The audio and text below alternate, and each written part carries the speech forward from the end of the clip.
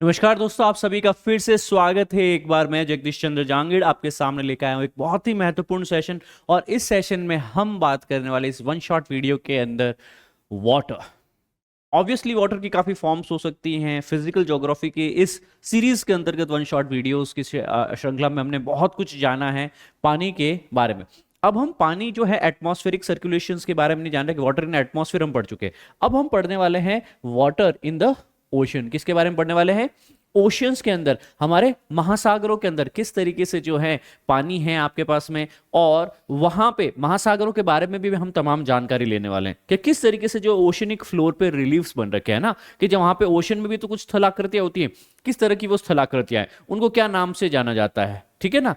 Apart from it उनके features क्या हो सकते हैं और उन फीचर्स के ऊपर किस तरीके से गत वर्ष में प्रश्न पूछे गए हैं। मेरी कोशिश बहुत ही सिंपल शब्दों में, सिंपल लहजे में यह आपके समक्ष रखने की रहने वाली है।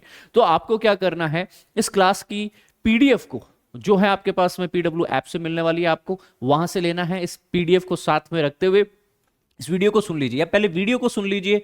और अगर आप चाहे तो रेफरेंस बुक के लिए 11th की एनसीईआरटी का fundamental of physical geography chapter भी जो बुक है वो भी पढ़ सकते हैं। उसका आप चैप्टर नंबर 13 जो है, जहां पे जो है वाटर और ओशंस की बात की जा रही है, वहां पे बहुत ही माइन्यूट लेवल पे बात की गई एक और टॉपिक की, ओशनिक सर्कुलेशन की, है ना, कि कौन कौन से जो है आपके पास में समुद्र के अंदर जो वाटर है, ओशनिक वाटर है, वो किस तरीके से सर्कुलेट हो रहा है। तो यहाँ पे आपके पास में करंट की, स्ट्रीम्स की यहाँ पे बात की जा रही है। उसको भी हम समझने वाले कि किस तरीके से वो होती है, सैलिनिटी क्या है, ग्रेविटी क्या है, किस तरीके से लवणता व गुरुत्वाकर्षण के प्रभाव में आकर के यहाँ पे क्या होता है आपके पास में, अलग अलग यहाँ पे करंट है, स्ट्रीम्स हैं, वह बनने वाले। तो बहुत ही महत्वपूर्ण चैप्टर है और एग्जामिनर के लिए एक तरीके से एप्पल ऑफ द आई है ना। तो उनके लिए बेसिकली ओशनिक सर्कुलेशन, क्या हम एल नीनो और ला नीना पढ़ते हैं, मानसून पढ़ते हैं, क्या हम उस वक्त भी पढ़ते हैं ओशनिक सर्कुलेशंस के बारे में? यस, ठीक है ना। तो आज की इस क्लास और इस श्रृंखला के अंतर्गत मैं आपको 360 डिग्री जो है इसको पूरा तरीके से अंडरस्टैंड करवाने वाला हूं, प्रोवाइडेड आप पेन, पेंसिल और अटेंशन तीनों साथ में लेकर के बैठे हुए। चलिए आगे बढ़ते हैं, वाटर को समझने की कोशिश करते हैं। हमको पता है कि अर्थ को ब्लू प्लैनेट के नाम से जाना जाता है। कौन सा प्लैनेट के नाम से जाना जाता है दोस्तों? ब्लू प्लैनेट के नाम से जाना जाता है, ठीक है ना। बिकॉज अंतरिक्ष से देखने पे ये पूरा तमाम हमको किस तरीके से दिखाई देता है दोस्तों? इट लुक्स लाइक ब्लू, है ना। चल, अब यहां पे जो भी पानी पाया जाता है वो हमेशा बेसिकली जो है जिस फॉर्मेट में हम देख रहे हैं, क्या ये उसी फॉर्मेट में है? नहीं सर। वाटर जो है वो लगातार बेसिकली जो है, चाहे सरफेस पे रन हो रहा हो, चाहे उसका जो है वाष्पीकरण हो रहा हो, चाहे वापस जो है यहाँ पे वर्षण हो रहा हो, मतलब आपके पास में सरफेस रन ऑफ वाटर हो, इवेपोरेशन का साइकिल हो, या आपके पास में प्रेसिपिटेशन का साइकिल हो, तो यह पूरी श्रृंखला जो है हाइड्रोलॉजिकल साइकिल के अंतर्गत होती है, जिसको हम बेसिकली जल चक्र के नाम से पढ़ते हैं मूल एनसीईआरटी के अंतर्गत। आई गेस हमने 6ठी, 7वीं, 8वीं में कईयों बार उसके बारे में जानकारी बेसिक ले चुके हैं। अब हम ये जानकारी यहां पे क्यों ले रहे हैं? क्योंकि जब हम सर ओशन को पढ़ने की कोशिश करेंगे, हमको ये चीज पता होनी चाहिए कि शुरुआत में सारे ओशियंस किस तरीके से बने, कि जितने भी जो गर्त थे, जितने भी जो डिप्रेशंस थे, वह बेसिकली ज्वालामुखी से निकली हुई गैसेस, वाटर वेपर्स के कारण बेसिकली क्या हुआ, संघनन हुआ ऊपर जाकर के, और वही कंडेंसेशन के बाद में प्रेसिपिटेशन, वर्षण हुआ, और वही वर्षा धीरे धीरे कहां पे इकट्ठी हो गई आपके पास में, लाखों सालों तक वह धीरे धीरे ओशियंस का, महासागरों का फॉर्मेशन करती है। तो वह भी इसी हाइड्रोलॉजिकल चक्र के अंतर्गत हुआ है। तो एक साइक्लिक रिसोर्स है, मतलब आप कभी भी पानी को खत्म नहीं कर सकते। आज जैसे मैं ये कह रहा हूं कि भैया मैंने अपने इस मिल्टन की बोतल के अंदर पानी भर रखा है, आरओ का पानी मैं कहता हूं इसको, है ना। या फिर कल की तारीख में आप किसी फंक्शन में जाएंगे, वहां पे आपको जो है प्रॉपर रिफाइंड जो है एक तरीके से पूरा पैक जो है मिनरल वाटर्स मिल जाएगा। यस और नो, यस और नो। अब आप कहते हैं सर एकदम आपके पास में ब्रांड न्यू है ये, क्या वाटर कभी ब्रांड न्यू हो सकता है? आज आप और मैं जो पानी पी रहे हैं ना, वो मिलियंस नहीं, बिलियंस नहीं, अर्थ के भी फॉर्मेशन से पहले का ही पानी है। यस, याद करो नेबुला चैप्टर नंबर 1, जहां पे बताया था हमने कि सर एक्रीशन के कारण, नेबुला की गैसेस के कारण क्या बने, प्लैनेटेसिमल्स, प्लैनेट्स बने, है ना। प्रीमॉर्डियल अर्थ था, उसका टेम्परेचर कूल होता है, ज्वालामुखी वगैरह निकलते हैं, फिर वो वाटर वेपर्स जो है वापस कंडेंस होकर के सरफेस पे कुछ आ गई, तो महासागर की फॉर्मेशन में हमको दिखने को मिलती है। याद करो, तुम वही चीज जो है वापस भाप बन रही है, वही चीज जो है वर्षा में आ रही है, वही हमारी नदियों में, वही हमारे झीलों में, वही हमारे शरीर में। आपके और मेरे शरीर का भी लगभग लगभग 80% से 85% जो अंश है वह कितना होता है, जल का ही होता है। यस और नो, यस और नो, वह भी जल का ही होता है। सो वाटर एक साइक्लिक रिसोर्स है आपके पास में, मतलब ये संसाधन है, पर याद रखना है चक्रीय संसाधन में। तो कोई लोग कहते हैं ना वाटर को वेस्ट कर रहा है, नहीं भैया, water can never be wasted technical format में। हाँ, पर आपके घर में उस वक्त जो है 1000 लीटर 2000 लीटर की जो टंकी है, शायद आप उसमें से वेस्ट करें, क्योंकि आपके स्टोरेज में से वाटर वेस्ट हो रहा है।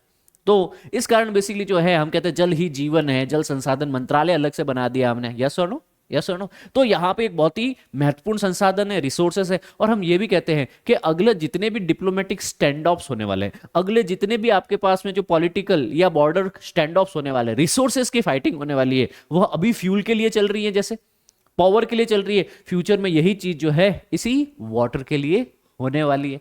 जल्दी ही देखिएगा आप, इंडस वाटर ट्रीटी, भारत जो है पाकिस्तान को ऑलरेडी अल्टीमेटम दे चुका है कि क्यों ना हम इंडस वाटर ट्रीटी के अंतर्गत आपको जो पानी दिया जा रहा है वो बंद कर दे। अगर पाकिस्तान अगले 6-8 महीने में उसका प्रॉपर रिप्लाई नहीं देता है तो इंडिया यूनिलैटरली विड्रॉ कर सकता है।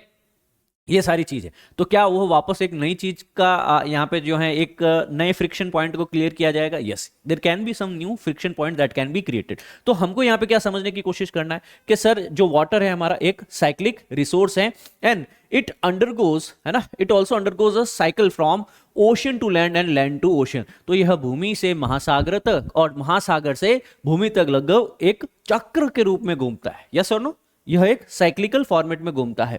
और हाइड्रोलॉजिकल या फिर जल चक्र जो है पृथ्वी पर जो है अंदर और ऊपर पानी की गति का वर्णन करता है। तो हाइड्रोलॉजिकल साइकिल क्या है, इसकी अगर आपको डेफिनेशन लिखनी है तो क्या मैं यहां से लिख सकता हूं?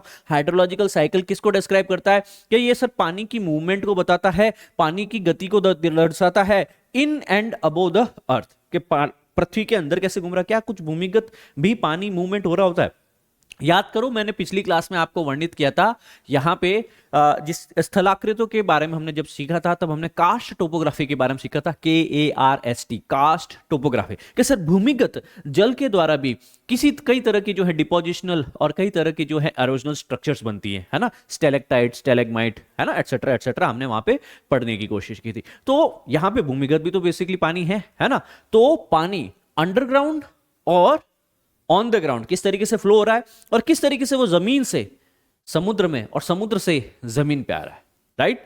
काफी सारी प्रोसेस है इसके अंदर, वही सारी चीजें। सरफेस का रन ऑफ वाटर है, चाहे वो जमीन के ऊपर बह रहा है चाहे वो जमीन के नीचे बह रहा है। समुद्र में पहुंच गया, नदी में पहुंच गया, वहां से इवेपोरेशन हो रहा है ना, जलाशयों से इवेपोरेशन होकर के हवा में ऊपर पहुंच गए, बादलों में, याद करो क्यूमुलोनिम्बस है उस, है ना, और उन्हीं मेघ उन्हीं वर्षा मेघों के द्वारा बेसिकली वापस कंडेंसेशन के द्वारा वही वर्षण होकर के वापस हमारे ही मैदानों, पठारों, पहाड़ों, भूभागों के ऊपर आ जाता है। वापस यहां से वो नदियों, जलाशयों के अंतर्गत जाता है ना, कुछ भूभाग के अंतर्गत भूमिगत होकर के जाता है। आई गेस आप हाइड्रोलॉजिकल साइकिल को समझ पाए हैं। तो इसी चीज का वर्णन करता हुआ एनसीईआरटी जो है आपके सामने, आपके समक्ष एक बहुत ही बेसिक सा आपके पास में देता है कि सर आप ये चीज देख सकते हैं कि पानी जो है, क्या महासागरों में पानी है, जलाशयों में पानी है? यस। क्या यहां से वाष्पीकरण होता है, इवेपोरेशन होता है? यस। तो ये इवेपोरेट होकर के ऊपर जाता है पानी, क्या हमने पढ़ा था, वाटर वेपर्स ऊपर की तरफ जाती हैं, और ये वाटर वेपर्स ऊपर जाकर के, याद करो, एक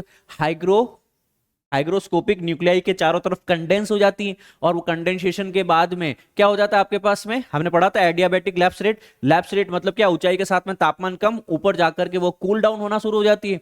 वही चीज जो यहाँ पानी से मतलब लिक्विड H2O से जो है गैस H2 मतलब वाटर वेपर में, जल वाष्प में बदला था, वही जल वाष्प ऊपर जाकर के वापस पानी की बूंद में परिवर्तित हो जाता है तापमान के कम हो जाने के कारण, संघनन की प्रक्रिया, कंडेंसेशन के कारण। तो वही बादल जो है धीरे धीरे बरसना शुरू करते हैं, और वही बादल धीरे धीरे बरसते बरसते जमीन के ऊपर पानी लेके आते हैं। वही जो है हमारा अफवाह तंत्र बनाता है, वही जो है मृदा के अंदर बेसिकली एब्जॉर्ब होकर के भूमिगत प्रवाह भी बनाता है, वही वापस जो है सागर और महासागरों में मिल जाता है। तो इस तरीके से जो है बेसिकली आपके पास में वाष्पीकरण वाली प्रक्रिया है, वर्षण वाली प्रक्रिया है, और वाह वाली प्रक्रिया है। यह तीनों चीजें है ना आपके पास में, इवेपोरेशन की प्रक्रिया, प्रेसिपिटेशन की प्रक्रिया है, और सरफेस रन ऑफ की प्रक्रिया है। ये चीजें जो हैं वाटर को एक साइक्लिक रिसोर्स के रूप में दर्शाती है। जब भी आपके पास में एग्जाम में यह चीज आ जाए तो आप इसको स्वतः सहज भाषा के अंदर प्रॉपर डायग्राम के अंतर्गत बना पाए, यह कोशिश रखिएगा दोस्तों, राइट। इसी चीज को जो है सहज भाषा में यहां पे बताया गया है कि सर क्या आपके पास में जलवाष्प किससे निकलती है, खाली क्या जलाशयों से ही निकलती है? इवेपोरेशन जो है जलाशयों के अलावा ट्रांसपायरेशन भी होता है, याद करने की कोशिश करो, वाष्पोत्सर्जन इसको कहा जाता है आपके पास में, कि पेड़ पौधे भी अपने स्टोमेटा से जो है वाटर वेपर्स को रिलीज करते रहते हैं। इसको ट्रांसपायरेशन कहा गया। क्या कहा गया मेरे दोस्तों? ट्रांसपायरेशन कहा गया। ठीक है, ओशन से भी इवेपोरेशन होता है, लेक्स वगैरह से भी इवेपोरेशन होता है, वापस ऊपर जाके कंडेंस हो जाती है यही वाटर वेपर, और यही वाटर वेपर कंडेंस होकर के बारिश करती है।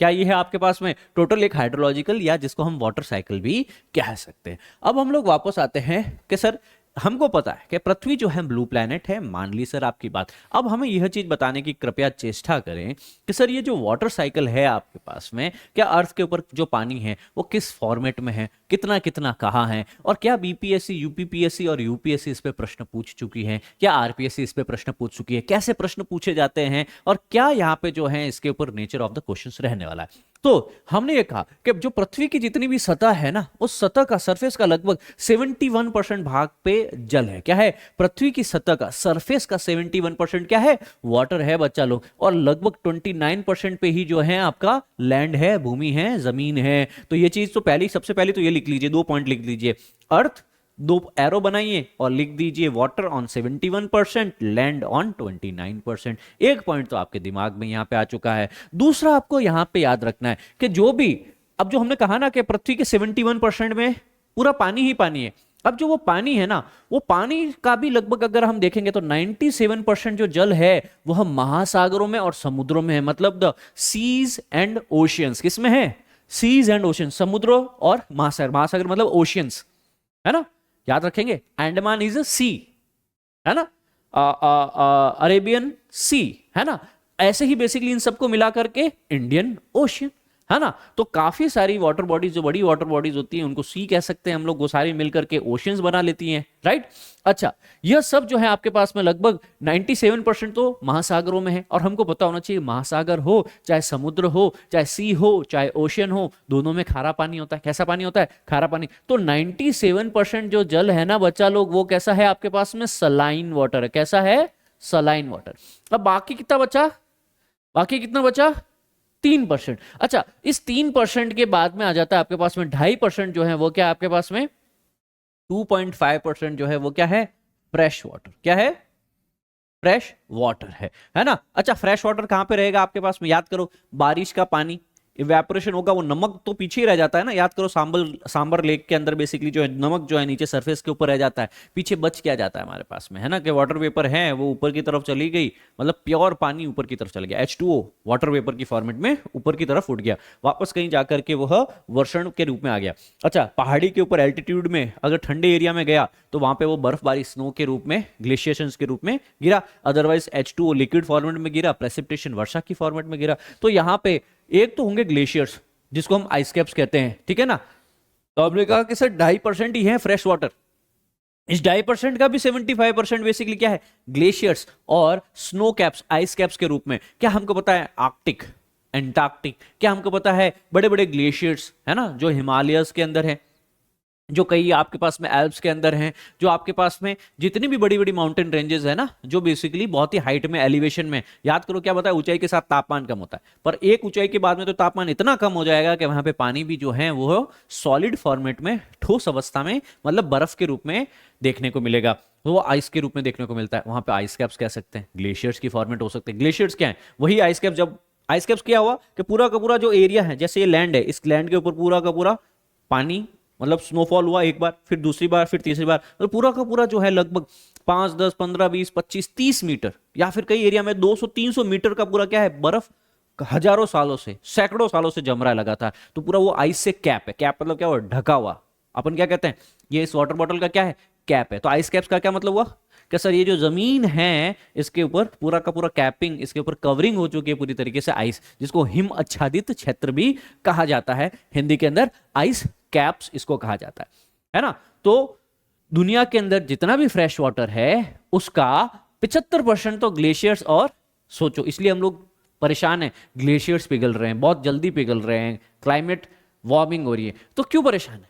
इस कारण परेशान है सर, समझ पाए बच्चा लोग? हैं, इस कारण परेशान है। तो मीठे पानी का लगभग 7% भाग कहां पे है? भूजल के अंतर्गत। तो 75% तो क्या है? ग्लेशियर्स और आइस कैप्स, मतलब वो क्या है? बर्फ की अवस्था में है। बाकी का क्या है?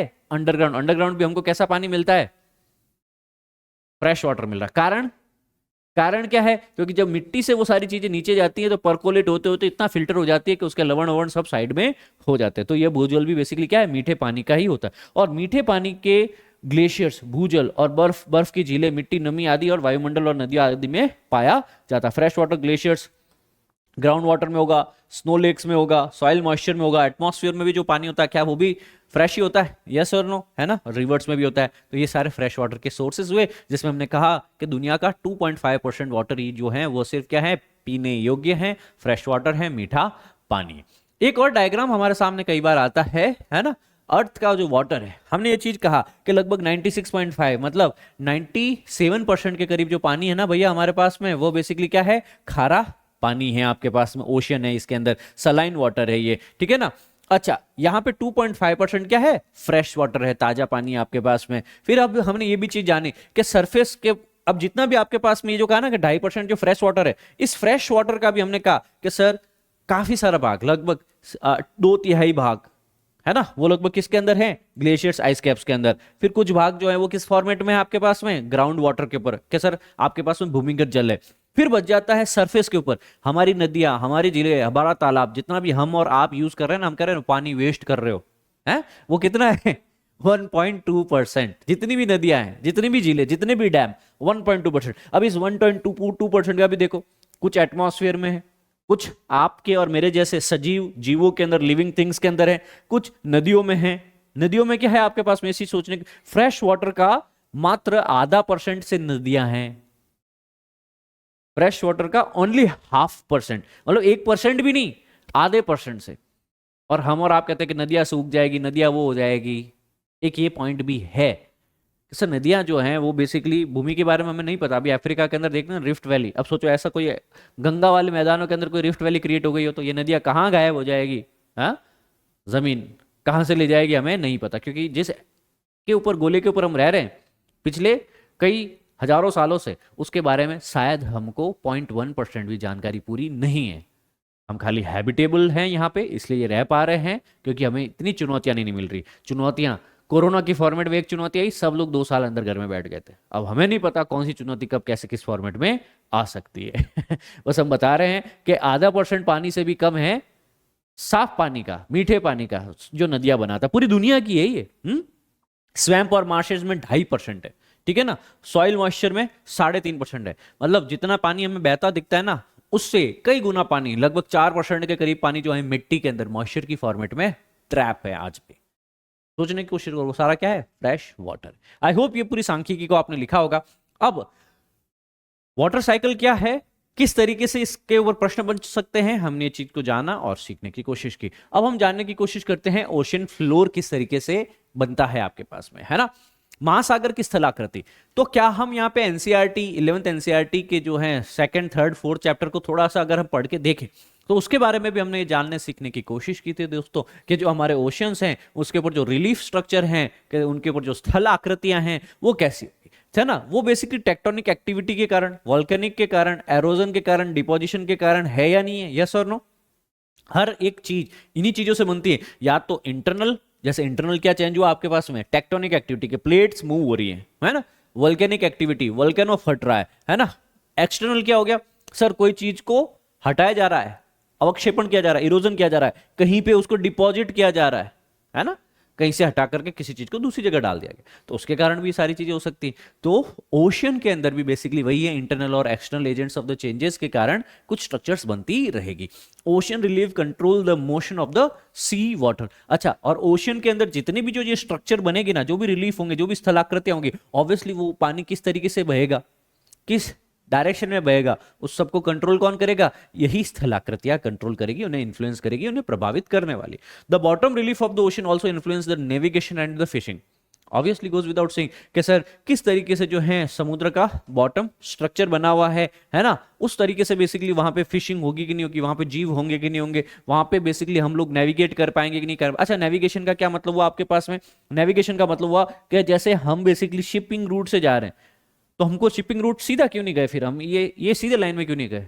हमारी जो शिप्स यहां से जाती है ना, वो हमेशा नेविगेशन रूट्स के अकॉर्डिंग जाती है, प्रॉपर, ठीक है ना? वो देखती है कि सेफ पैसेज कहां पे है ना? कहीं ऐसे समुद्र के एरिया में चले जाओ जहां पे ग्यूयार्ड्स हो, जहाँ पे छोटी छोटी जो है सी माउंट्स हो, जहाँ पे जो है बहुत ही जो है तलछटी का एरिया हो आपके पास में, बॉटम इतना ज्यादा डेप्थ में नहीं हो, टकराएगा ना आपको समुद्र से, रिलीफ स्ट्रक्चर से, है ना। तो इस कारण ये स्ट्रक्चर होती है समुद्र की। ये याद करो, क्या ये मैंने बताया था, मिड ओशियनिक रीज बताया था। यहाँ पे बेसिकली क्या है, मिड ओशियनिक रीज पे क्या हो रहा है। अब ये चैप्टर मैंने कब पढ़ाया था आपको, मिड ओशियनिक रीज के बारे में हमने कब जानकारी ली थी बच्चा लोग, हमने यहाँ पे जो है इसको कहा था मिड ओशियनिक रिज, है ना, ये नाम लिया था अपन ने, मिड ओशियनिक रिज, एमओआरस कहा था, है ना। अब ये रीजेस के बारे में हमने जानकारी ली थी जब कॉन्टिनेंटल शेल्फ के बारे में हमने जाना था, जब हमने जाना था ocean floor sea floor spreading theory के बारे में, है ना। सी फ्लोर जो है समुद्र की जो सतह है वो किस तरह से स्प्रेड हो रही, तो हमने बताया था कि समुद्र के बीच में से लगातार ज्वालामुखी बाहर निकलते रहते हैं, ज्वालामुखी का जो भी यहाँ पे लावा आएगा बाहर, वो लावा धीरे धीरे यहाँ पे क्या है, सूखता रहता है, रिजेस बनाता है यहाँ पे, और इसको आगे की तरफ पुश करता है, यस और नो।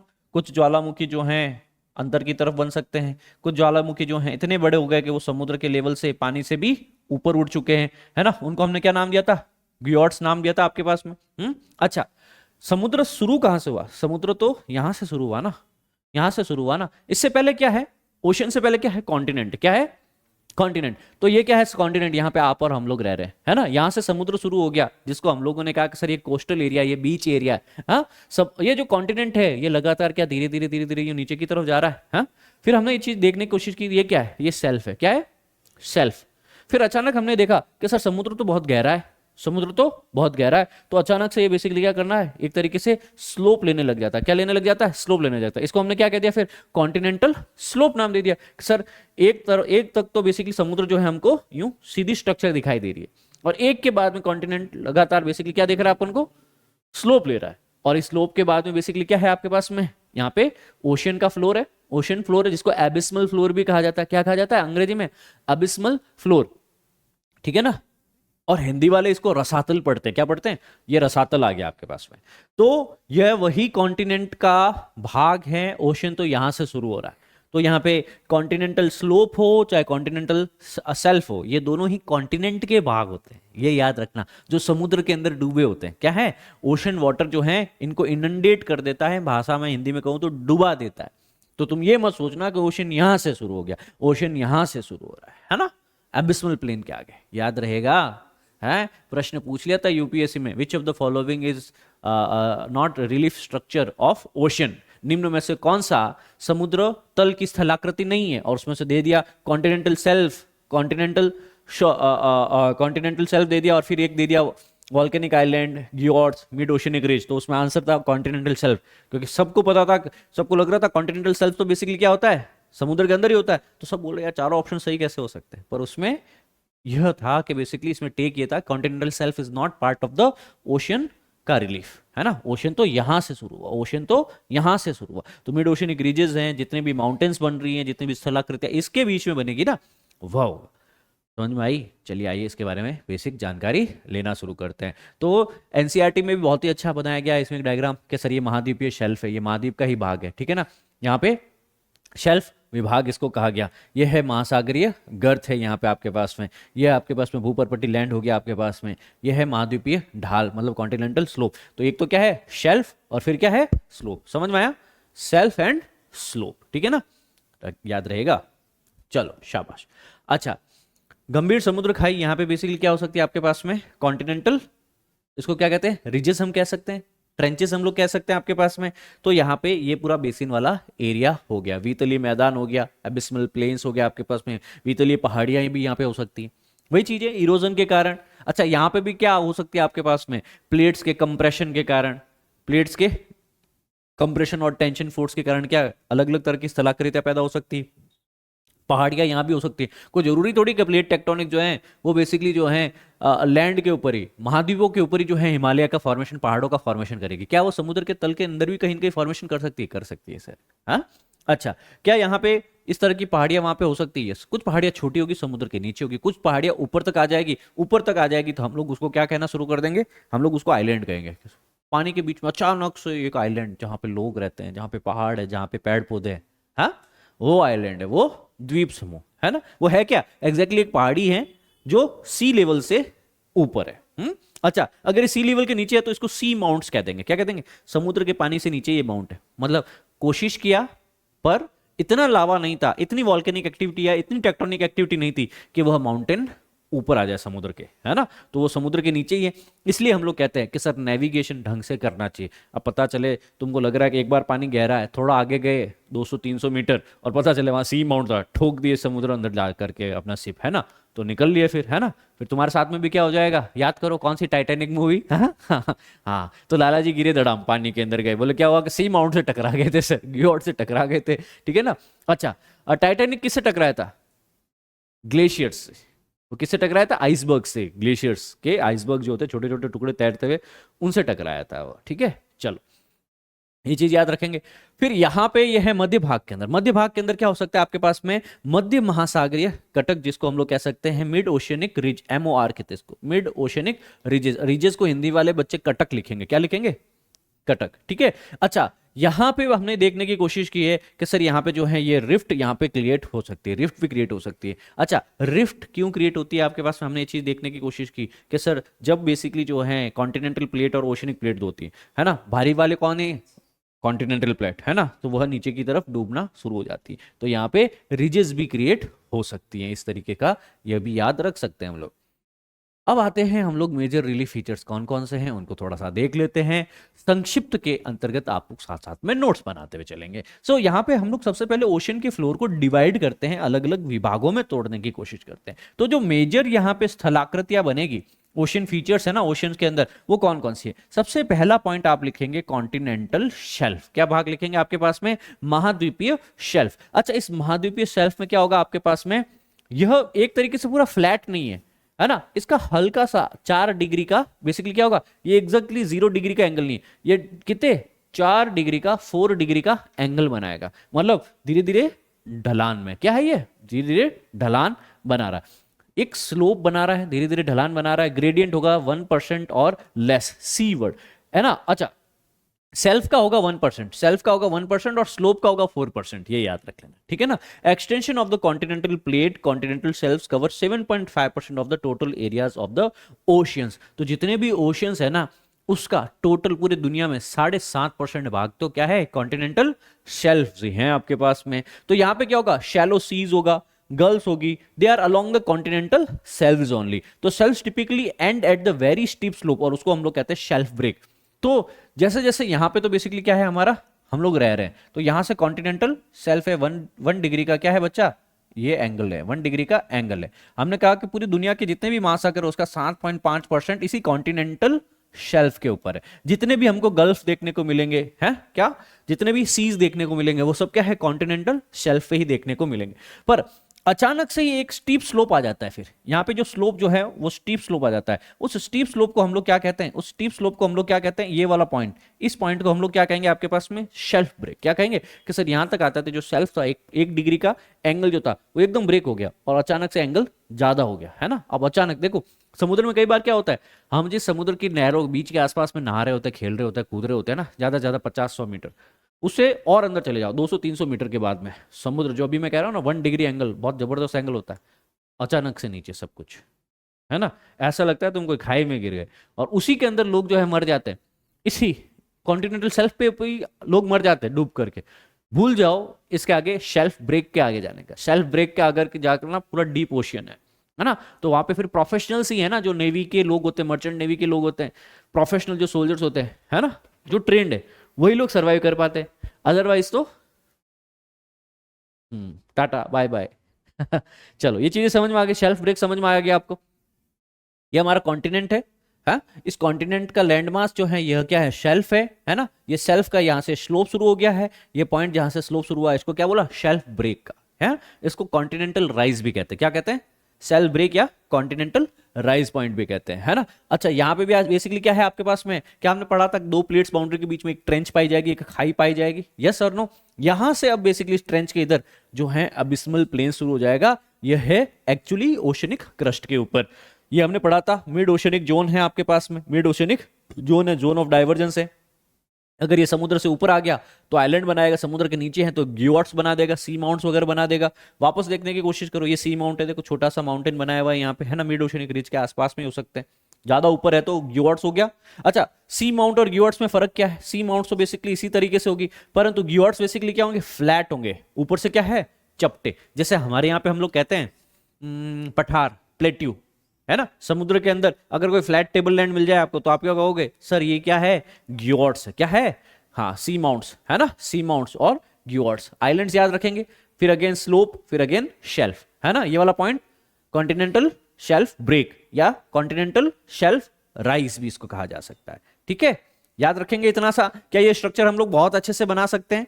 हाँ, वीडियो को पॉज करके इस स्ट्रक्चर को एक बार बनाने की कोशिश करना। होमवर्क लिख लो, राइट डाउन द होमवर्क के ओशियनिक रिलीफ फीचर जितने भी है ना, उनको कम से कम 5 टाइम्स ड्रॉ करना है। 5 टाइम्स ड्रॉ करना है आपको अपनी ज्योग्राफी की नोटबुक के अंतर्गत, ठीक है ना। 2 बार देख के और 3 बार बिना देख के, ठीक है ना। और अगले 2 दिन तक ये आपको लगातार करना है ताकि आप इस चीज के बारे में क्लियर हो चुके। याद रखेंगे, कॉन्टिनेंटल शेल्फ 1 डिग्री का एंगल अचानक से ब्रेक करना शुरू हो गया, कॉन्टिनेंटल स्लोप, है ना। और यहाँ पे ओशियन बॉटम शुरू हो जाता है। अब जहां जिस ओशियन बॉटम से बेसिकली कॉन्टिनेंट की तरफ चढ़ाई शुरू हो जाती है, ऊपर की तरफ चढ़ाई शुरू हो जाती है, कॉन्टिनेंट राइज करना शुरू कर देता है, उस पॉइंट को क्या बोला? Continent rise. जहां से कॉन्टिनेंट नीचे की तरफ जो है स्लोप की तरफ आ जाता है, कॉन्टिनेंट ब्रेक। याद रखेंगे, तो कॉन्टिनेंटल स्लोप कहां से कहां तक है? कॉन्टिनेंटल ब्रेक से कॉन्टिनेंटल राइज। याद रखेंगे, है कॉन्टिनेंटल राइज से कॉन्टिनेंटल ब्रेक के बीच में क्या होगा? ये स्लोप होगा। जनरली ये एंगल कितना है? 1 डिग्री। ये एंगल कितना होगा? 4 डिग्री से ज्यादा है। चलो, ये चीज समझ में आ गई आपको। अच्छा, ये सारी चीजें बनी कैसे? ये जो शेल्फ है आपके पास में, ये किस कारण बना है? Mainly due to the submergence of the part of the continent. क्या सर ये था तो कॉन्टिनेंट ही, समुद्र आया, धीरे धीरे समुद्र का पानी आया और वह इसको क्या करता गया भैया? धीरे धीरे धीरे धीरे सबमर्ज करता गया, सबमर्ज करता गया। तो यह है तो भाग तो लैंड का ही भाग है, यह है तो जमीन का ही भाग, पर धीरे धीरे बेसिकली क्या, समुद्र का जो जल स्तर है वो बढ़ता गया और इस स्तर को अटेन करता गया। क्या ये पॉइंट क्लियर है? सो सेडिमेंट्री डिपॉजिट्स यहाँ पे मिलेंगे आपके पास में। So it is a part of the continent only. So relatively rise in the sea level and sedimentary deposits brought down by the rivers है, ग्लेशियर्स है, वो सब यहाँ पे मिलेंगे। तो सारी की सारी नदियां, गंगा मोहाना कहाँ बनाती है, ब्रह्मपुत्र कहाँ बनाती, गोदावरी कृष्णा कावेरी कहाँ बनाती है, इंडस कहाँ बनाती है? समुद्र के अंदर ही। तो सारे के सारे जितने भी डेल्टास बनेंगे, डिपोजिशंस जो भी होगा वो कहाँ पे होगा? कॉन्टिनेंटल शेल्फ्स के ऊपर। कितना है ना। So they are various type of the shelfs, है ना, अलग अलग। कोई सेडिमेंट से बना है, टेरेस्ट्रियल ओरिजिन का है, कोई ग्लेशियल सेल्फ है, कोई कोरल रीफ का है ना, कोई लार्ज रिवर्स का है आपके पास में, कोई डेंड्राइटिक वैली का है, अलग अलग तरीके के बने। ये चीज भी याद रख सकते हैं। यहाँ पे एक डायग्राम भी दे रखा है बच्चा लोग, यहाँ पे कि सर एस्चुराइन वाटर क्या हो सकता है आपके पास में, वेव क्या हो सकती है, लगून्स क्या हो सकती है, डेल्टास, जो जितने भी डेल्टास बनते हैं फॉर इंफॉर्मेशन, वो सारे कहां बने हैं हमारे पास में? All the deltas are formed on the continental shelves only. Point clear था ना। अच्छा, तो इसकी विड्थ और डेप्थ कितनी होगी? जनरली आपको सिर्फ 2 पॉइंट लिखने हैं इस स्लाइड से कि सर आपके पास में हमारे कॉन्टिनेंटल शेल्फ जो है, महाद्वीपीय जो समतल जो है आपके पास में, इनकी एवरेज विड्थ होती है लगभग 70 से 80 किलोमीटर। कि सर जो बीच एरिया से लेकर के इस एरिया तक, जो हमने कहा ना 1 डिग्री, फिर यहां से ब्रेक है और फिर ये क्या है? स्लोप है, और फिर यहां पे राइज, ब्रेक, स्लोप, शेल्फ। याद रहेगा, हाँ? Shelf, break, slope, rise. Rise के आगे क्या है? Abysmal plain. तो ये जो है ना, यहां से यहां तक ये लगभग कितना है बच्चा? लगभग 70 से 80 किलोमीटर का रहता है ना। Shelves are almost absent in the very narrow along the convergent boundaries. तो जहां पे भी बाउंड्रीज कन्वर्जेंस की, जहां पे ओशियन कॉन्टिनेंट बाउंड्रीज मिल रही है एक दूसरे से, है ना, तो वहां पे बेसिकली क्या होगा? फिर ये कॉन्टिनेंट इतना दूर दूर नहीं होगा, दोनों प्लेट टकराएगी धड़ाम, तो वहां पे ये कम भी हो सकता है, कम भी हो सकता है, कम भी हो सकता है, 70-80 से कम भी हो सकता है ना। कितना कम हो सकता है सर? कहीं कहीं तो 30 मीटर से 600 मीटर का ही दिख रहा है, और कहीं कहीं मैक्सिमम कितना दिख रहा है? 70 से 80 किलोमीटर का भी दिख रहा है ना। तो 70 से 80 किलोमीटर कहां पे होगा? जहां पे डाइवर्जेंट बाउंड्री है। अच्छा, कम कहां पे? जहां पे हमने कहा कि सर आपके पास में 600 मीटर का ही दिख रहा है, 30 मीटर का ही दिख रहा है, तो वो बेसिकली आपके पास में 30 मीटर शैलो का, जबकि आपके पास में इसका डीप जो है, डेप्थ बताया गया 600 मीटर का। तो 600 मीटर, आधा किलोमीटर डेप्थ में। कितना डेप्थ है इसकी? इसकी गहराई अभी जो हमने बताई ना, ये गहराई है, गहराई है 600 मीटर, है ना। अच्छा, और ये कितना है आपके पास में टोटल? 70 to 80 kilometre. लार्जेस्ट जो है आपके पास में, Siberian shelf of the Arctic is the largest of the world. पूछा गया है कि दुनिया में सबसे बड़ा जो है कॉन्टिनेंटल शेल्फ का नाम क्या है? साइबेरियन, है ना। किस रीजन में है? आर्कटिक ओशन के अंतर्गत है, ठीक है ना। सो ये लार्जेस्ट है दुनिया में, जहां पे 500 किलोमीटर है, कोस्ट से 500 किलोमीटर तक शेल्फ ही है। क्या है बच्चा? कोस्ट से 500 किलोमीटर तक शेल्फ ही शेल्फ है। हमने कहा अक्सर एवरेज 70 से 80 किलोमीटर का होता है, एवरेज आधा किलोमीटर की डेप्थ होती है, पर सोचो साइबेरियन शेल्फ जो है आर्कटिक रीजन के अंतर्गत, मैप पे देखना इसको, है ना, बहुत ज्यादा है। तो अब समझ में आया, continental shelf, average depth, average slope. अच्छा, स्लोप जब आ गया आपके पास में, स्लोप का मतलब ही ढलान है ना। तो महाद्वीपीय ढलान का क्या होगा आपके पास में? 10 किलोमीटर से 100 किलोमीटर तक हो सकता है। 4 डिग्री का एंगल है, कितना है? 4 डिग्री एंगल। अच्छा, कॉन्टिनेंटल राइज में क्या हो रहा है आपके पास में? राइज यहां पे ये आपके पास में आ गया। राइज मतलब आप जो है एबिस्मल प्लेन से आप ऊपर की तरफ उठना शुरू हो गए हो, समुद्र के रसातल से आप ऊपर की तरफ उठना शुरू हो गए हो। तो यहां से हो गया राइज, है ना। अच्छा, ये हो गया स्लोप और ये हो गया शेल्फ। इस पॉइंट को हमने क्या कहा? Continental break. अच्छा, याद रहेगा, है क्या? इसको बना लिए, है, बहुत ही बढ़िया है, शाबाश। सो कॉन्टिनेंटल शेल्फ जो है आपके पास में, इसके ऊपर बोला है लगभग 20% जो है दुनिया का प्रोडक्शन पेट्रोल का, गैस का, कहां से आया? शेल्फ से। They are sites of the placer deposit, they are sites of the phosphorites. तो आपने सुना होगा कि इंटरनेशनल सी बेड अथॉरिटी से भारत सरकार जो परमिशन लेती है कि सर इंडियन ओशन में कुछ क्षेत्र है ना, millions of the square kilometre, miles, nautical miles के अंतर्गत भारत सरकार परमिशन लेती है कि भैया ये हमको दे दीजिए, किराए के ऊपर परमिशन दे दीजिए कि हम इस एरिया के अंदर बेसिकली क्या कर सके? इकोनॉमिक एक्सप्लोरेशन कर सके, है ना, इन प्लेसार डिपॉजिट्स के लिए, जिसको हम पॉली मेटेलिक नोड्यूल्स भी कहते हैं, क्या? पीएमएन, है ना। तो ये सेल्स है, सबसे बेस्ट है फिशिंग के लिए। मैरीन फूड यहीं से आता है आपके पास में, ऑलमोस्ट एंटायरली यहीं से आता है, सारा शेल्फ से ही आता है या नहीं आता है? पॉइंट क्लियर है? चल, तो कॉन्टिनेंटल शेल्फ से कितने फायदे हैं हमको कि सर सारा सी फूड, सारा फिशिंग यहां से आ रहा है, 20% गैस पेट्रोलियम यहां से आ रहा है, पॉलीमेटेलिक नेड्यूल प्लस सारे डिपोजिट्स यहां पे देखने को मिल रहे हैं, हाँ या ना। तो आप ये यहाँ पे कोस्ट, फिर थोड़ा एंगल बता के शेल्फ, फिर थोड़ा डेप्थ बता करके स्लोप, है ना, सेल्फ, स्लोप और लास्ट में कॉन्टिनेंटल राइज दिखा सकते हैं, फिर लास्ट में ओशन बता सकते हैं। That's it. ये डायग्राम भी बना सकते हैं हम लोग, है ना। चलो, अच्छा, इसमें भी कुछ 2 जोन होते हैं, फोर्टिक एंड एफोटिक, जहां पे सूर्य का प्रकाश किसी भी जलाशय में, किसी भी जल राशि में, किसी भी वाटर बॉडी में जिस डेप्थ तक पहुंच जाता है उसको फोर्टिक जोन कहा जाता है, जिसको प्रकाशित क्षेत्र कहा जाता है।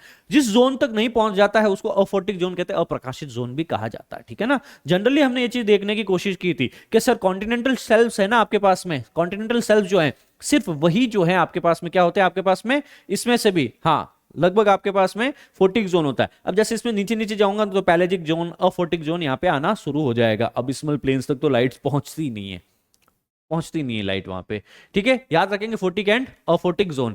अब कॉन्टिनेंटल स्लोप की हम लोग बात शुरू करते हैं। शेल्फ समझ में आ गया, किस तरीके से डिपॉजिट से बना है वो समझ में आ गया, किस तरह के प्रकार हो सकते हैं, है ना, क्या क्या उसके फीचर्स हो सकते हैं, उसके क्या क्या महत्व है वो हमने जाना। अब हम क्या जान रहे हैं सर? शेल्फ के आगे स्लोप। 1 डिग्री का सेल्फ था, 4 डिग्री का स्लोप है, उस ढाल को समझते हैं।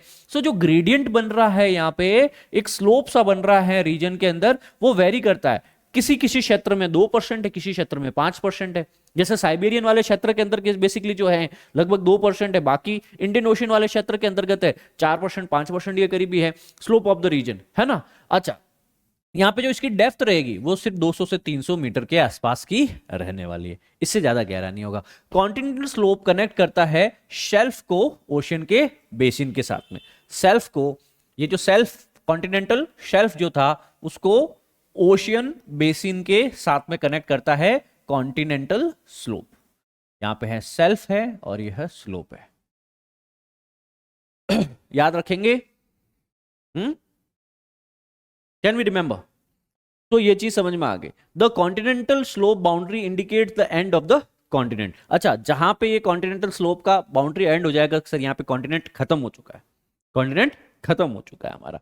तो seaward edge of the continental slope loses the gradient at the depth and it gives rise to the continental rise. So महाद्वीपीय जो ढलान है, कॉन्टिनेंटल जो स्लोप है, वो का उसका जो है समुद्री किनारा इस गहराई पर ढाल खो देता है और यहाँ पे महाद्वीपीय उत्थान को जन्म देता है। तो मतलब यहाँ पे जो 4% का जो एंगल जो था ना, यहाँ पे आ जाते और कम हो जाता है, और भी कम हो जाता है ये एंगल, ये इस तरीके से हो जाता है कुछ, है ना। तो इसको बेसिकली हम लोग कहते हैं, क्या कहते हैं, कॉन्टिनेंटल राइज। कि सर ये अभी तक तो ओशन बेसिन है और इस ओशन बेसिन से, अबिसमल प्लेन से कॉन्टिनेंट की तरफ राइज होना शुरू हो गया है। आधा परसेंट, 1%, 4%, है ना, फिर 1% शेल्फ। समझ में आई। तो continental rise, canyon trenches are observed in this region. तो किस रीजन के अंदर जो कैनियंस देखने को मिलेंगे, किस रीजन में घाटी और समुद्री खाइयां, ट्रेंचेस हमको देखने को मिलेगी, तो ये कौन सा रीजन होगा, महाद्वीपीय उत्थान, कॉन्टिनेंटल राइज वाले क्षेत्र के अंतर्गत ये देखने को मिलेगा। ठीक है, पूरा समझ में आया। हा? इससे पहले शायद हमको नहीं पता था, हम लोग सोचो आगे समुद्र सी खाई, बस वो ही पता था हमको। हनुमान चालीसा तो रात दिन पढ़ते हम लोग है ना। अब उसके अंदर काफी सारी चीजें, शेल्फ भी है। अच्छा, अब मेरे को बताओ, राम सेतु किस पे बना हुआ है, सेल्फ पे बना हुआ है, स्लोप पे बना हुआ है? राम सेतु जो है वो एंटायरली शेल्फ पे बना हुआ है। किस पे बना है, शेल्फ पे बना हुआ है, क्योंकि उसकी डेप्थ कितनी है, 300 से 200 मीटर की, है ना। आपके पास में 400 मीटर मैक्सिमम, इतनी डेप्थ थी। तो बहुत अच्छे से बेसिकली बताया, बनाया गया फिर उसको। That's it. वापस दोहराता हूं, 1 डिग्री 4 डिग्री, थोड़ा सा एंगल ऊपर उठा, continental rise. This is the boundary between the ocean and continent का क्रस्ट, है ना। इस रीजन में क्या मिलेगा, ओशियनिक कॉन्टिनेंट राइज वाले रीजन में कैनियंस एंड ट्रेंचेस, है ना। चलो, ये पॉइंट्स क्लियर हैं हमारे पास में सारे के सारे। अब कॉन्टिनेंटल राइज के बारे में, द कॉन्टिनेंट का जो स्लोप जो था 4 डिग्री वाला, वो ग्रेजुअली लूजेस द स्टीपनेस, इसकी स्टीपनेस थोड़ा कम हो जाती है। जनरली तो ये ऐसे जाना चाहिए था, परंतु फिर एक जगह पे आकर के ये इस तरीके से हो जाता है। तो जनरली क्या है, ये है लैंड, है ना, ये है, उसके बाद में 1 डिग्री का स्लोप, ठीक है, फिर है slope, continental shelf, continental slope, और यहां पे बेसिकली क्या होगा, वापस ये जो ग्रेडियंट है ना, ये जो एंगल है ना 4 डिग्री का, ये कम हो जाता है। और यहां जहां से ये कम हो जाता है ना, इसको हमने क्या कहा, कॉन्टिनेंट राइज। क्या कहा, कॉन्टिनेंट राइज। कुछ इस तरीके की ये स्ट्रक्चर होती है समुद्र की, है ना। With the increase in the depth the rise becomes virtually flat, और यह अबिस्मल प्लेन्स के धीरे धीरे यह ऐसा सीधा सा हो जाता है, और इस अबिस्मल प्लेन से, जिसको हम रसातल कहते हैं, इससे मिल जाता है। The slope reaches the level between the 0.5 to 1% of the angle, it is referred at the continental rise. तो continental rise is nothing but the continental slope, जहां पे inclination, जहां पे angle क्या हो चुका है, 1% हो चुका है वापस। समझ में आ गया, हाँ। चलो शाबाश। तो शेल्फ 4 डिग्री का स्लोप, जहां पे आपके पास में एंगल वापस जो है 1 डिग्री का हो गया राइज। यही राइज जो है आगे जाकर के रसातल से मिल जाता है। ये सबसे सिंपलेस्ट डायग्राम आई गेस, है, ये सबसे सिंपलेस्ट डायग्राम है। क्या ये आप लोग ड्रॉ कर सकते हैं? प्लीज इसको ड्रॉ कर लीजिए अपनी कॉपी के अंदर, मार्क इट 5 स्टार, ठीक है। इसको ड्रॉ जरूर कर लीजिएगा, and you just memorise this one. चले, सो डीप सी प्लेन और अबिस्मल प्लेन्स क्या होता है? डीप सी प्लेन्स जो है जेंटली स्लोपिंग एरियाज है ओशियन बेसिन के अंतर्गत, है ना, जिसको हमने कहा ना कि राइज के बाद में क्या आ गया, कॉन्टिनेंटल राइज के बाद में, ये देखो कॉन्टिनेंटल राइज के बाद में क्या आ गया, अबिस्मल प्लेन। ये जो रसातल है, इस रसातल के बारे में हम लोग अब जानकारी ले रहे हैं, है ना। गहरे समुद्र का मैदान जिसको रसातल कहते हैं, सी प्लेन या अबिस्मल प्लेन्स। अब इस पे लिखा है, इसकी डेप्थ जो है लगभग 3 किलोमीटर से 6 किलोमीटर तक हो सकती है। तो अबिस्मल प्लेन कितना हो सकता है, समुद्र का नीचे का जो फ्लैट टॉप है वो कितना हो सकता है, सी लेवल से 3 किलोमीटर कहीं है, और कहीं 6 किलोमीटर भी गहरा जाना पड़ रहा है आपको। 3000 से 6000 मीटर लिखा है। So they are the flattest and the smoothest region in the world because of the terrigenous and the shallow water sediments that bury the irregular topography. अब इस क्षेत्र में क्या होता है कि सर जितना भी इस क्षेत्र से मिट्टी आया वगैरह, यहां पे भी तो कुछ ना कुछ तो बना ही होगा। सोचो यहां पे भी तो पहले कुछ ना कुछ इस तरीके की कोई स्ट्रक्चर्स रही होगी, राइट, कुछ कुछ तो रहा होगा। पर ये पूरा का पूरा हमको फ्लैट काहे दिखता है भाई, पूरा लाइन खींच दिए बनाने वाले। रीजन क्या है इसका? रीजन ये सर, इस समुद्र से जितना भी अंदर डिपॉजिट्स आया, जितना भी अंदर जो है डेल्टा वेल्टा नदियों का पानी वगैरह जो भी आया, वो धीरे धीरे हजारों लाखों साल के अंदर यहाँ पे जितने भी स्ट्रक्चर था ना, उन सबको बेसिकली क्या क्या करता गया, हाँ, सबमर्ज करता गया उसको, सारी चीज को। तो हम जब समुद्र के अंदर जाकर के ऐसे देखेंगे ना, तो हमको बहुत दूर तक बेसिकली सीधा सीधा सीधा सीधा नजर आएगा। उसको क्या बोले, अबिस्मल प्लेन, समतल मैदान, रसातल इसको कहते हैं, है ना। कई बार आपने अगर महाभारत को सुना होगा तो बोले ना, इतना मारेंगे रसातल में पहुंचा देंगे, तो ये है वो रसातल जहां कुछ नहीं दिखेगा, चारों तरफ प्लेन एरिया है, तैरते रहो, है ना। कोई मैगडी नहीं, है ना, कोई डोमिनोज नहीं, कोई फिजिक्स वाला नहीं, हाँ, सब कुछ रसातल पे, है ना, एट द बॉटम, मतलब इससे नीचे क्या ही होगा, समुद्र के भी एकदम बॉटम पे पहुंचा दिए। चलो ये पॉइंट भी ठीक है आपके पास में। These are the plains covered with the fine grained sediments। यहाँ पे क्ले होगी, सिल्ट होगी आपके पास में, है ना। यहाँ पे अवसाद मिटेंगे, मिट्टी और गाद से पूरा का पूरा भर जाता है। ऐसा नहीं कि इसके ऊपर कोई टोपोग्राफी नहीं है, टोपोग्राफी थी, स्थलाकृतियां थी, पर मिट्टी से अवसादों से वो पूरा ढक चुका है। अब वो पूरा समतल मैदान के फॉर्मेट में दिख रहा है, प्लेन की फॉर्मेट में दिख रहा है बच्चा लोग। हमको ये पॉइंट हमको क्लियर होना है। सो कॉन्टिनेंटल शेल्फ वाला पॉइंट क्लियर है, स्लोप वाला पॉइंट भी क्लियर है, और सरफेस वाला पॉइंट भी क्लियर है। So not to the scale, यहां पे ये सारी चीजें क्लियर हो जानी चाहिए आपके पास में। चलो आगे बढ़ते हैं। ओशनिक डीप ट्रेंचेस, है ना, ओशन डीप्स क्या है और ट्रेंचेस क्या है, आइए इसकी एक बेसिक जानकारी लेने की कोशिश करते हैं।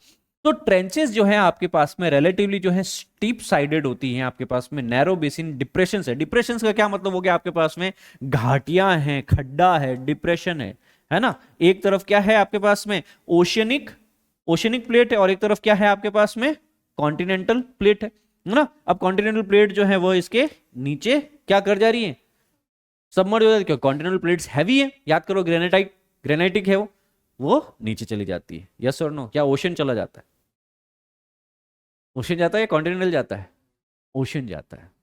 याद करो, सी floor spreading theory, sea floor को दोनों तरफ पुश करता है, वो कॉन्टिनेंट की प्लेट के नीचे चला जाता है। ये बसाल्ट से बना होता है, बसाल्ट हैवियर होता है, और हैवियर चीज पहले डूबती है।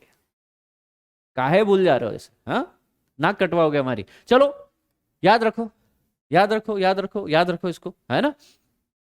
सो अच्छा, एक होमवर्क करो इसी के साथ में, सी फ्लोर स्प्रेडिंग थ्योरी का शॉर्ट नोट लिखो, short note on this, write down a short note on the C floor spreading theory. क्योंकि अभी जो मैंने प्रश्न पूछा कि कौन सी प्लेट किसके नीचे डूबने वाली है, अगर आपने मन में गलती से भी गलत आंसर दिया है तो यह एग्जाम में नहीं होना चाहिए। तो प्लीज इसकी पुनरावृत्ति ना हो, इसलिए आप इसके एक इंपॉर्टेंट पॉइंट को समझने के लिए सी फ्लोर स्प्रेडिंग थ्योरी को पढ़ेंगे, है ना। चलो आगे बढ़ते हैं। So they are the deepest parts of the oceans. यहां पे लगभग जो है इसकी गहराई कितनी होती है, जब हमने कहा कि 3 से 8 किलोमीटर डीपर होती है। याद करो, क्या हमने कहा कि सर जो सी प्लेन्स होते हैं ना, अबिस्मल प्लेन्स, इसको कहा था सर हमने, ये 3 से 6 किलोमीटर की गहराई पे होते हैं। अब इससे भी बेसिकली जो है लगभग और 3 से 5 किलोमीटर की गहराई पे हमको क्या मिलते हैं आपके पास में, सराउंडिंग ओशन फ्लोर से और 3-5 किलोमीटर नीचे यह ट्रेंचेस होंगी।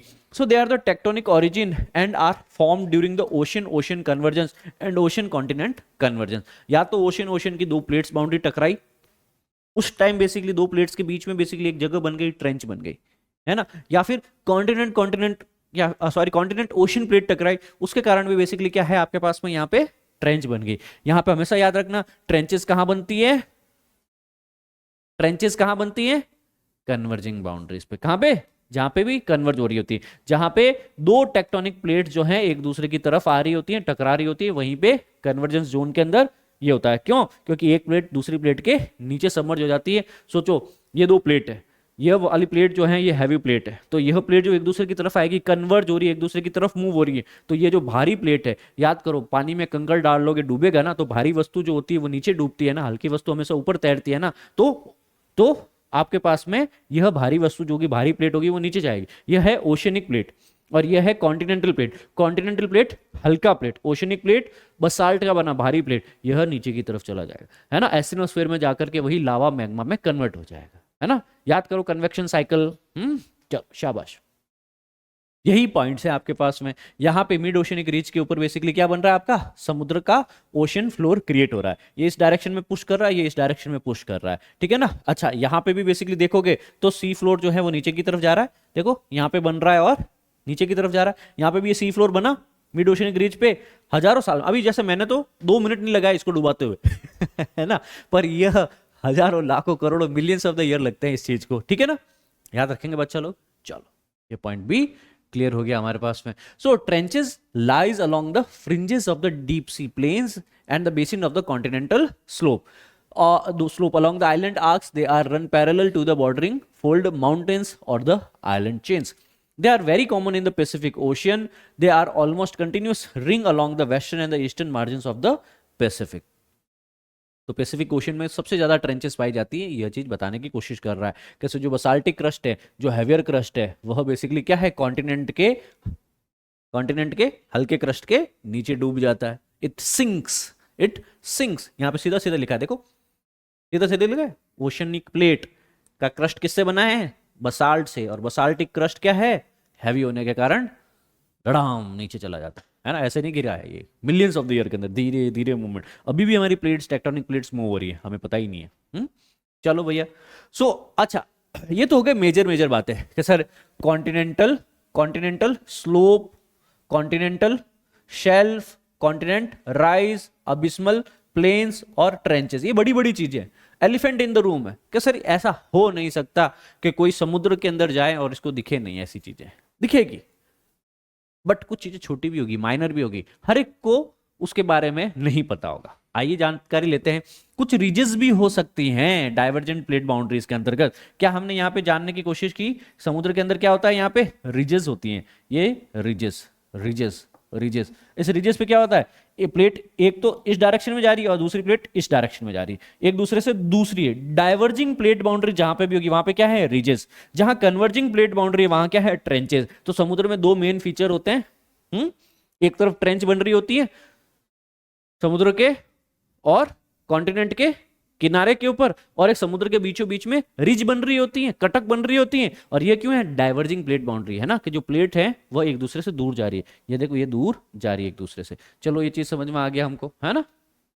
सो अलोंग द डाइवर्जेंट बाउंड्री यहाँ पे कुछ अबिस्मल हिल्स भी बनेगी, सबमर्ज जरूर रहेगी, वॉल्केनिक। तो वॉल्केनो जब फटता है ना, शुरुआत में हमने कहा छोटी माउंटेन, फिर बड़ी माउंटेन, फिर बड़ी माउंटेन और बड़ी माउंटेन। सपोज जल स्तर जो है यह है लगभग, क्या है यह, अब यहाँ पे एक और बेसिकली इस बार बनता है बाहर। तो जब तक ये समुद्र के नीचे हैं, इनको हमने क्या कहा, सी माउंट और ग्योर्ड्स।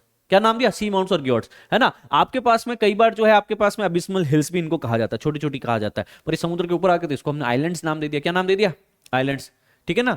ये चीज याद रखेंगे। अच्छा, ये सी माउंट्स क्या होंगे आपके पास में, इस तरीके के कुछ स्ट्रक्चर होगी, फ्लैट होगा इसका टॉप रिलेटिवली, ग्योर्ड्स वगैरह का। सो वाटर जो है ओशियन में, अच्छा पानी को है, पानी लगातार ओशियन में क्या करंट की फॉर्मेट में, स्ट्रीम की फॉर्मेट में, जलधारा की फॉर्मेट में घूमता भी है। क्या पानी जब जमीन के ऊपर घूमता है तो हमने कहा था कि सर यहाँ पे हमने याद करने की कोशिश करो, वाटर के भी जो है इरोजनल और डिपोजिशनल लैंड स्ट्रक्चर्स पढ़े थे, है ना, भूमिगत जल का भी और सतह की जल का भी, है ना। तो क्या वो वहां पे भी बेसिकली जो है किसी भी तरह का इरोजन कर रहा था। तो ऐसे जो पानी 70% दुनिया के अंदर है ओशियन की फॉर्मेट में, वह पानी भी तो लगातार चलेमान है करोड़ों सालों से, क्या वह भी कुछ ना कुछ इरोजन डिपोजिशन करेगा सर। तो वह कैनियंस बनाता है ना। तो वहां पे भी जो जल धाराएं लगातार चल रही है ना, डीप सी स्ट्रीम्स जो चल रही है, वो भी कुछ न कुछ जो भी स्ट्रक्चर वहां पे क्रिएट की, हमने कहा कि ग्योर्ड्स बने, सी माउंट्स बने, हिल्स बने, माउंटेन्स बने, आइलैंड्स बने, क्या उनको भी वो क्या है, लगातार क्या करेगा, इरोड करेगा कैनियंस को। So land arcs, island arcs भी बनेंगे। They are formed due to the volcanic along the convergent boundaries. Hotspot, क्या हॉटस्पॉट के बारे में हमने ऑलरेडी जाना है, आर्किपेलिगोस के बारे में हमने जाना है, पढ़ा था कि नहीं पढ़ा था। हॉटस्पॉट्स के बारे में हमने बताया था, डेक्कन ट्रैप, इंडियन प्लेट जो है इसी हॉटस्पॉट के ऊपर से निकली थी, है ना। तब बेसिकली हमारा साउथ इंडिया का डेक्कन ट्रैप बना था आपके पास में। हॉटस्पॉट वोल्केनो, अटॉल्स है, कोरल रिलीफ है, ये सारे स्ट्रक्चर्स भी माइनर रिलीफ है जो पाए जाएगी। सो यहाँ पे subduction and the formation of the island arc, तो ये हॉटस्पॉट है। अब ये प्लेट बाउंड्री जैसे जैसे मूव करती जा रही है, इसके ऊपर बेसिकली क्या है, आइलैंड बनता जा रहा है ना, आइलैंड बनता जा रहा है। यस और नो, ये आइलैंड्स का चेन बनता जाता है इस तरीके से। This point should be quite clear. Oceanic plate जो है, लिथोस्फेरिक क्रिस्टल जो है वो नीचे की तरफ सिंक हो जाता है, और यहाँ से वो लावा निकलता है बाहर, और बाहर लावा निकल करके वापस यहाँ पे भी क्या बना सकता है, स्ट्रक्चर बना सकता है, वोल्केनिक स्ट्रक्चर आएगी सर। फिर समुद्र के बीच में सबमरीन रीजेस भी रहेगी, मिड ओशनिक रीजेस भी रहेगी, जिसको वहाँ पे सबमरीन रीजेस हैं जो पानी के नीचे की हैं, मतलब समुद्र के ऊपर तक नहीं पहुंच पा रही है वो रीजेस, उनको हम लोग कहेंगे आपके पास में जिसको हमने हाँ पनडुब्बी कटक कहा कि पानी के नीचे है वह, और कुछ मध्य महासागरीय कटक, मिड ओशनिक रीजस का नाम दे सकते हैं इसको। तो यहाँ पे भी क्या होगी, काफी सारी माउंटेन चेन्स होंगे, there will be mountain chains जो सेपरेटेड है लार्ज डिप्रेशंस के थ्रू, डाइवर्जेंट बाउंड्रीज के द्वारा। सो द रीजेस आर इधर ब्रॉड लाइक प्लेट्यू और जेंटली स्लोपिंग, तो यहाँ पे या तो इस तरीके की होगी या फिर इस तरीके की, इसकी भी रीजेस हो सकती हैं। सो इनकी पीक्स होती हैं, they are having the peak high as a 2500 meter, some even reach above the ocean surface। कुछ तो बेसिकली क्या है, कुछ तो सिर्फ 2000 से 2500 मीटर्स के आसपास में, और कुछ बेसिकली जो रहेगी आपके पास में समुद्र से, ओशन से ऊपर आ जाएगी, इसको तो हमने आइलैंड्स कह दिया, और इस चीज को हम लोग क्या कह देंगे, मिड ओशनिक रीजस। तो they are running along the length of the 7500 kilometre, these ridges are the largest mountain systems on the earth, इसको याद रख लेना। हिमालयास को हम लोग कहते हैं, एंडीज को हम जानते हैं, एल्प्स को हम जानते हैं, उससे भी भयंकर है। आइलैंड्स को अगर हम पढ़ने की कोशिश करेंगे, सॉरी मिड ओशनिक रीज को हम पढ़ने की कोशिश करेंगे ना, तो बहुत ही इंपॉर्टेंट रहेगा, जिसको हम मॉर्बिक कहते हैं आपके पास में। मिड ओशनिक रीज समुद्र के बीच में डाइवर्जिंग प्लेट बाउंड्रीज के कारण यह बनती हैं। आइलैंड आर्क्स यहाँ पे बेसिकली बन सकती हैं आपके पास में, बीच में रीजेस बन सकती हैं। फिर अबिस्मल प्लेन्स के बारे में हम लोग पढ़ चुके हैं, यहाँ पे सी माउंट्स होंगे आपके पास में, पॉइंटेड सबमिट होगी। सी माउंट्स का क्या होगा, पॉइंटेड सबमिट होगी आपके पास में, है ना। Rising from the sea floor, it does not reach the surface of the ocean, ocean के ऊपर तक नहीं होगा आपके पास में। वल्केनो के कारण बनने वाले कुछ ग्योर्ट्स भी होते हैं। अब ग्योर्ट्स में क्या होगा आपके पास में, ग्योर्ट्स ये होंगे, है ना, ये हैं ग्योर्ट्स, फ्लैट टॉप होगा, और ये हैं सी माउंट जिसका पॉइंटेड टॉप होगा। So guyots flat top mountain है, seamounts are known as the guyots. यही सी माउंट जो है धीरे धीरे समुद्र इसको इरोड करना शुरू कर दे, क्या कर दे, इरोड करना शुरू कर दे। यही सी माउंट जो है क्या ग्योर्ट्स का फॉर्मेशन ले सकता है, हाँ ग्योर्ट्स का फॉर्मेशन में आ सकता है। Seamounts and guyots are very common in the Pacific Ocean, सबसे ज्यादा यहाँ पे देखे जाते हैं। ठीक है, समझ में आया, चल दैट्स इट।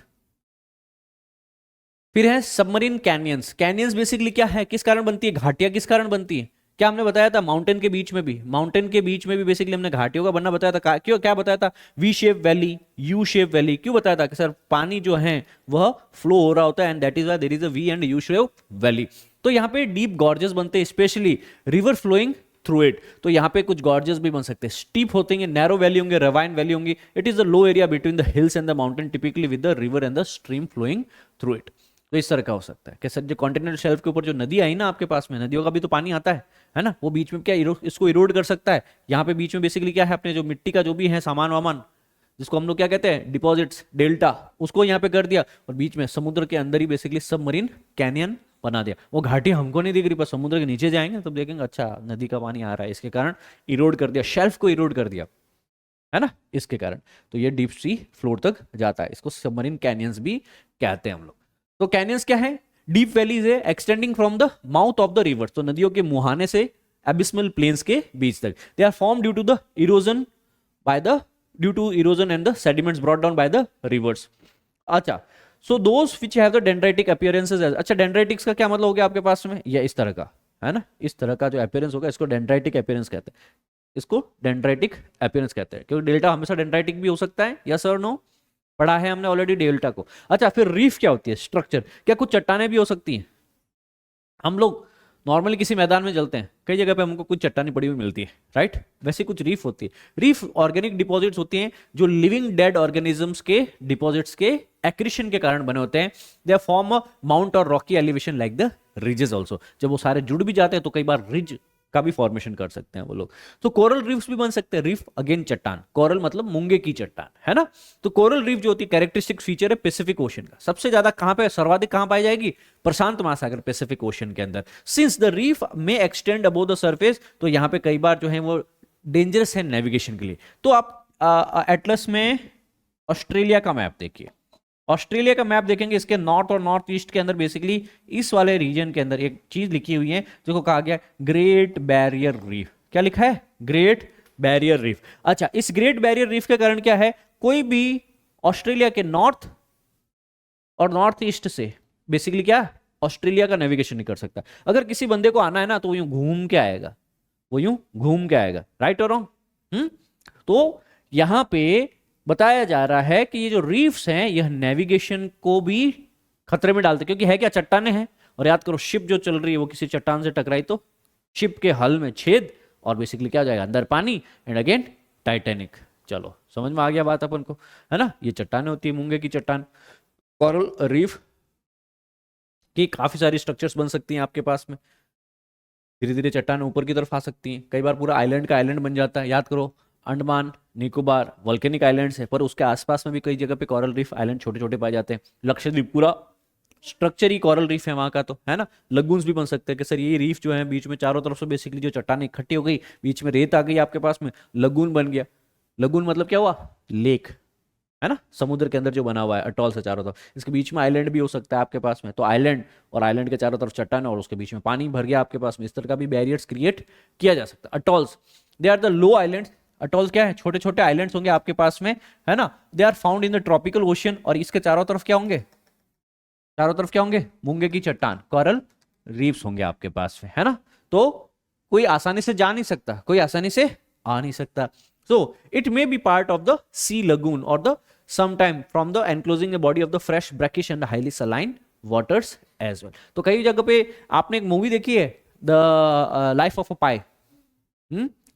वो लड़का शेर के साथ में जहाज के अंदर है, वो फिर एक आइलैंड पे जाता है, चारों तरफ खारा पानी होता है, पर वो एक अचानक से एक ऐसे आइलैंड पे पहुंच जाता है, एक ऐसे आइलैंड पे पहुंच जाता है, एक ऐसे जगह पे पहुंच जाता है जहां का पानी मीठा हो, है ना। तो समुद्र का ही पार्ट है, लगून का पार्ट है। समटाइम इसमें फ्रेश वाटर भी हो सकता है। ब्रैकिश में क्या हुआ, फ्रेश और सलाइन दोनों वाटर, खारा पानी मीठा पानी दोनों हो सकता है, वो ब्रैकिश वाटर होता है। और फिर समुद्र का पानी तो हाईली सलाइन होता ही है आपके पास में, ठीक है।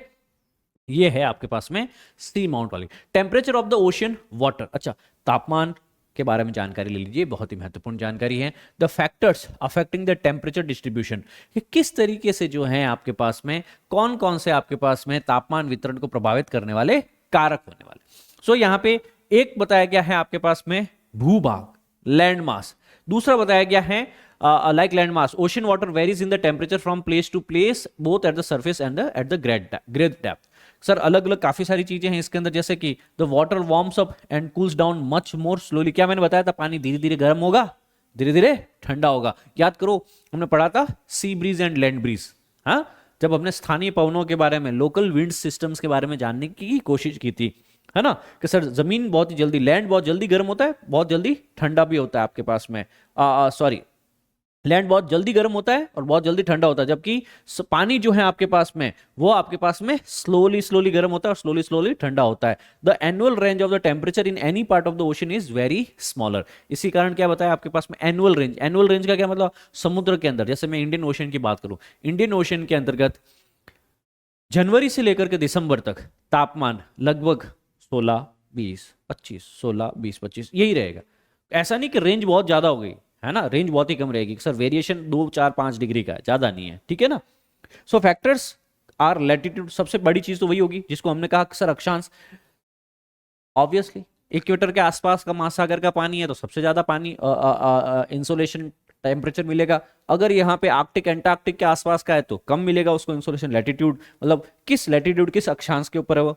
Unequal distribution of the land and water, जमीन और पानी, उसके आसपास के एरिया में जमीन है या नहीं। अगर जमीन है तो उससे क्या होगा, जमीन जल्दी गर्म होती है तो आसपास का पानी भी जल्दी गर्म होगा फिर, है ना। अच्छा सोचो दूर दूर तक अगर जमीन ही नहीं है तो बेसिकली यहाँ पे क्या होगा फिर आपके पास में, बहुत ही जल्दी ये धीरे धीरे ठंडा होगा। प्रिवेलिंग विंड्स वहां की, प्रिवेलिंग विंड से भी क्या होगा आपके पास में, विंड्स के कारण भी टेम्परेचर जो है वह कूल या हॉट हो सकता है। ओशन करंट, खाली हवाएं ही बेसिकली टेम्परेचर को सेटल नहीं करती हैं, ओशन करंट्स भी हैं, वो भी कुछ टेम्परेचर के मेंटेनेंस का काम करता है। तो ये सारे फैक्टर्स हैं, they are the factors. One is latitude, then distribution of the land and water, फिर है विंड्स और फिर है ओशन करंट्स। तो ocean currents, winds, distribution of the land and latitude, 4 चीजों के बारे में आपको जानकारी होनी चाहिए। सो यहां पे जो टेम्परेचर ग्रेडियंट, टेम्परेचर ग्रेडियंट की जो बात की गई, इसको हम लोग हिंदी में क्या लिखते हैं, ताप प्रवणता, अंग्रेजी में लिखा जाता है थर्मोक्लाइन। अब थर्मोक्लाइन क्या कहता है, इसको चीज को देखना सर, जैसे जैसे तापमान बढ़ रहा है ना, तापमान बढ़ रहा है सतह के ऊपर, सरफेस के ऊपर, क्योंकि सूर्य की सीधी किरणें कहां पे आ रही है, सूर्य की सीधी किरणें कहां पे आ रही है, सरफेस पे आ रही है। अब जैसे जैसे मैं डेप्थ में जा रहा हूं तो हमारे एनसीईआरटी वाले बाबू क्या लिख रहे हैं सर, हमारे लिख रहे हैं कि सर मैं 500 मीटर तक गया तो अचानक से तापमान जो है वह कम होना शुरू हुआ, और जब मैं 1 किलोमीटर नीचे गया तो तापमान लगभग 4 डिग्री के आसपास पहुंच गया। सोचो जहां पे आप ओशन सरफेस पे हो, है ना, अपनी कश्ती में, है ना, अपनी जहाज में, वहां पे तापमान है 24 डिग्री, उसी के ठीक 1 किलोमीटर नीचे तापमान है सिर्फ 4 डिग्री। आप बैठे हो 24 डिग्री 25 डिग्री अपनी शिप में, है ना, उसके ठीक 1 किलोमीटर तापमान है 4 डिग्री। अब तुमको समझ में आया कि यहां पे टाइटैनिक जब डूबी थी वो ठंड के मारे के डूबी, ऑब्वियसली वो बेसिकली कनाडा वाला आसपास के रीजन में डूबी थी, वहां वाला टेम्परेट रीजन है, परंतु उसके अलावा भी पानी बहुत ठंडा होता है अंदर का, ठीक है ना, दाब बहुत ज्यादा, pressure is very high and temperature is also very low. तो जैसे जैसे मैं नीचे गया, देखो 3-4-5 हजार मीटर तक नीचे जाते जाते तापमान क्या हो गया, 4 डिग्री के आसपास में, बहुत ज्यादा ठंडा हो जाता है ना, इतना ठंडा कि आप नहा भी नहीं सकते ओशन में, नहा सकते हो ओशन में? कुछ लड़के सोच रहे हैं कैसे नहाएंगे, ऑलरेडी गीले। हाँ, so horizontal and vertical distribution of the temperature. Sir समुद्र के अंतर्गत ही अगर मैं देखूं आपके पास में गहराई के साथ में किस तरीके से टेम्परेचर आगे पीछे होगा, और आपका हॉरिजॉन्टल क्षितिज के ऊपर भी। तो यहां पे थर्मोक्लाइन बनाया। थर्मोक्लाइन क्या है? It is a boundary of the region in the ocean region where rapid increase of the degrees in the temperature start from 0 degree. About 90% of the water is below this region, है ना, इसको thermocline कहा जाता है। Generally there are the 3 layers in the ocean. कौन कौन सी 3 layer होती है आपके पास में? एक होता है सरफेस ओशन। क्या होता है? Surface ocean. अच्छा, सरफेस ओशन क्या काम करता है बच्चा? फोटिक जोन है। क्या है? फोटिक जोन है आपके पास में। अच्छा खासा तापमान है, देखो तापमान अच्छा है वहां पे, 55 डिग्री फ़ारेनहाइट है, 200 मीटर की डेप्थ तक है। कितना है? 200 मीटर। 200 मीटर से नीचे जाऊंगा ना, आपके पास में temperature profile of the ocean जो है बहुत ही जनरली जो है बहुत ही स्पीड से गिरना शुरू होगा, धड़म धड़म धड़म धड़म भूम, है ना, 1000 मीटर तक बहुत ही कम हो गया डीप ओशन के अंदर। तो थर्मोक्लाइन कौन सा रीजन है? समुद्र का वह भाग जहां पे तापमान अचानक गिरना शुरू हो जाए, है ना, और इसी थर्मोक्लाइन के नीचे समुद्र का 90% ऑफ द ओशन होता है, जिसको डीप ओशन कहते हैं। क्या कहते हैं? डीप ओशन कहते हैं। जहां पे हम हमारी सारी हरकतें एक्टिविटीज करते हैं वो लगभग क्या है? फोटिक जोन, सरफेस ओशन, है ना। थर्मोक्लाइन में टेम्परेचर जबरदस्त गिरना शुरू हो जाता है आपके पास में, इसको थर्मोक्लाइन जोन कहते हैं आपके पास में। समझ में आएगा? चलो, तो थर्मोक्लाइन एक लाइन जो सेम टेम्परेचर को जोड़ती है। याद करो, हमने इसी तरीके से बेसिकली प्रेशर वाले पॉइंट्स को जोड़ने वाली, सेम प्रेशर वाले पॉइंट्स को जोड़ने वाली लाइन को क्या कहा था? आइसोबार्स। आइसोबार्स बोला था, ये है आइसोथर्म्स। ये क्या है आपकी? आइसोथर्म। महासागर की सतह के तापमान सेल्सियस के स्थानिक प्रतिरूप के रूप में, जैसे इंडियन ओशन के आसपास में 28 डिग्री 25 डिग्री, है ना। बे ऑफ बंगाल में क्या टेम्परेचर है? 28 डिग्री। अरेबियन सी में क्या है? 25 डिग्री। अगर आप जैसे जैसे इक्वेटर के आसपास में चले जाओगे, जैसे कि ये वाला इक्वेटोरियल रीजन है, तापमान ज्यादा है 28, इक्वेटर से ऊपर गए 25, ऊपर गए 10, ऊपर गए 5, ऊपर गए 0 डिग्री। तो अक्षांश के अनुसार क्या तापमान बढ़ रहा है घट रहा है? जी हाँ सर। चलो, ये चीज भी समझ में आ गई आपके पास। अच्छा, एक और चीज देख लो। क्या यहाँ पे इक्वेटर के ऊपर देखोगे तो जनरली नॉर्दर्न हेमिस्फीयर, उत्तरी गोलार्ध के अंदर सबसे ज्यादा भूभाग है। क्या दक्षिणी गोलार्ध में कम भूभाग है? हाँ? अच्छा, क्या हमने सुना था कि सर जमीन जल्दी गर्म होती है, जल्दी ठंडी होती है? जो जमीन के पास में हो जाने के कारण आसपास का एरिया के ऊपर भी तापमान बढ़ता घटता ज्यादा जल्दी है। और यहाँ पे नीचे देखो, इक्वेटर के नीचे बहुत ही कम लैंड मास है ही नहीं लगभग आपके पास में। देखो, एक तो ये ऑस्ट्रेलिया है, एक ये चुन्नू मुन्नू सारे हैं, एक हमारे पास में यहाँ पे ऑस्ट्रेलिया वाला, और एक्चुअली ऑब्वियसली यहाँ पे ये साउथ अमेरिका वाला भाग रहेगा। परंतु यहाँ पे अगर हम देखेंगे तो इतना वेरिएशन नहीं दिख रहा है। क्या वेरिएशन यहाँ पे ज्यादा है ना? दक्षिणी उत्तरी गोलार्ध में ज्यादा है, दक्षिणी गोलार्ध में देखो वेरिएशन कम है, बहुत ही कम है। लाइनें सारी की सारी सीधी सी बन रही है, यस और नो? वेरिएशन कम है आपके पास में। सो आर्कटिक और एंटार्क्टिक सर्कल्स के ऊपर we have only one such layer as surface temperature which itself is 0 degree Celsius at the very slight temperature changes, है ना। क्या आर्कटिक और एंटार्क्टिक ओशन के अंदर भी इस तरह की कोई लाइन बनेगी? यहाँ पे तो सरफेस भी 0 डिग्री है, तो डेप्थ में तो भूल जाओ, 0 डिग्री 0 डिग्री 0 डिग्री। माइनस में तो जाने से, माइनस में ऑब्वियसली होगा, माइनस में होने से मतलब अपन को फर्क नहीं पड़ा, क्योंकि वहां पे थर्मोक्लाइन है। क्या थर्मोक्लाइन का क्या मतलब? डिक्लाइन। थर्मो मतलब टेम्परेचर, डिक्लाइन मींस कमी होना। तो ऐसा क्षेत्र जहां पे तापमान में अचानक से कमी आ रही हो गहराई के साथ में, थर्मोक्लाइन, समुद्र का वह एरिया। इसके नीचे डीप ओशन, 90% थर्मोक्लाइन के नीचे हुई होता है समुद्र पूरा। चलो, समझ में आएगा अपन को? तो आर्कटिक और एंटार्क्टिक ओशन, ये इसका क्या हो गया बेसिकली, क्योंकि ये उत्तरी और दक्षिणी ध्रुव है, तो इसके कारण ये बेसिकली क्या हो गया? एक तरह का एक्सेप्शन है इसके अंदर का।